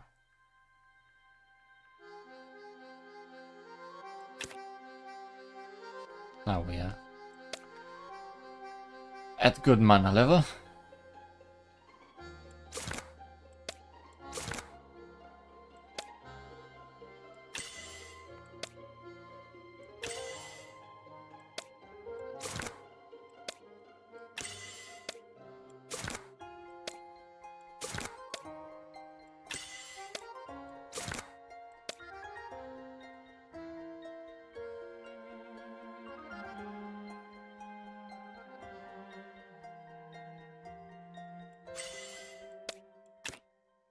Still on good mana level.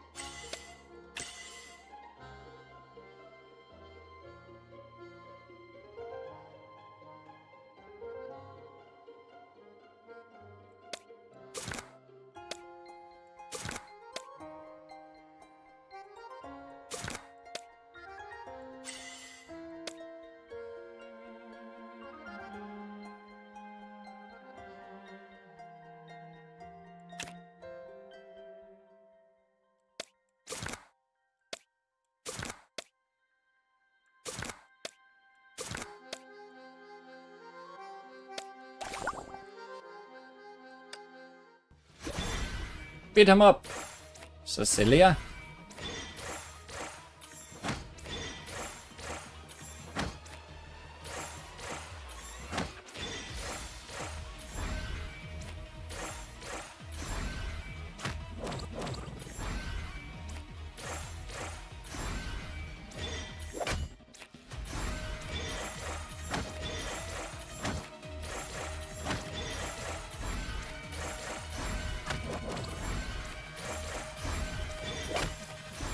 Oh, that hurt.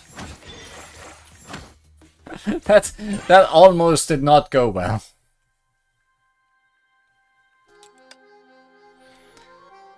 But it worked out in the end, somehow.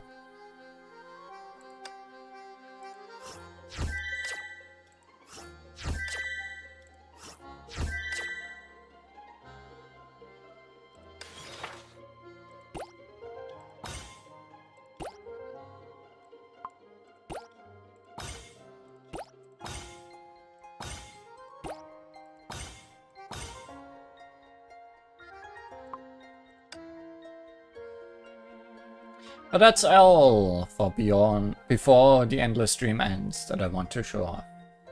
There's more Trials of Illusion, like I'm not even halfway done, but it's probably going to be mostly the same and probably also gonna require upgrading the levels before I can do it all. So that's not a thing for today.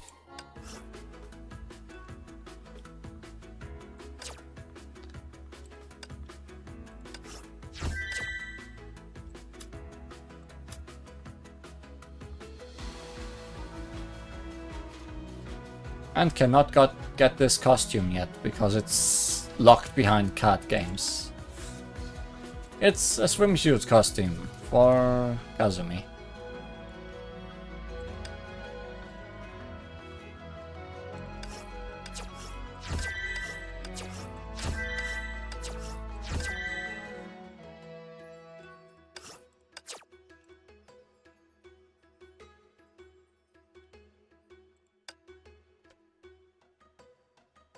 And I guess while we are here, someone had a birthday. How would you attach an anchor to a swimsuit? Because you like diving and drowning. 館長、私のゲームを楽しみにしてくれていますか？近頃はリーズンスタジオの開発が軌道に乗っています。開発者にとってそれは大きな意味があります。実習期間中は進捗に遅れがないように夢中になりすぎずに、かつ多くのアカウントを作ってファンとしてベルトさんの施策に反論する必要があって、ゲーム作りは難しいですね。しかしベルトさんに認められたので、きっといいスタートになると思います。本当は重曹ウサギがそばにいない状態はなれません。でも彼女も使命を果たしていると考えると、もう少し煩わしい仕事も我慢しようと思います。考えがごちゃつくのは未来への憧れと不安によるものだと分かっています。ですが開発が少しずつ進んで経験やスキルが多くなるにつれ、いつか私たちは面白いゲームを作り出せると開発者として確信しています。テスト版のゲームを同封しておきました。最もリアルな感想を聞かせてください。昨日はすでに月からの OK をもらいました。次は館長の番です。ブローニャ在地区。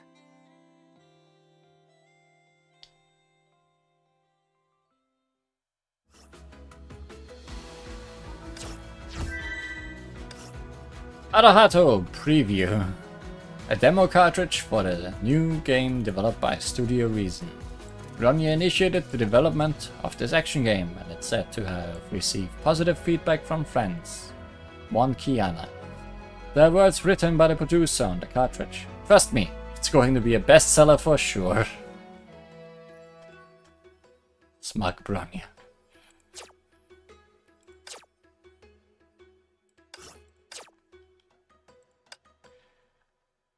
But that is really all for today.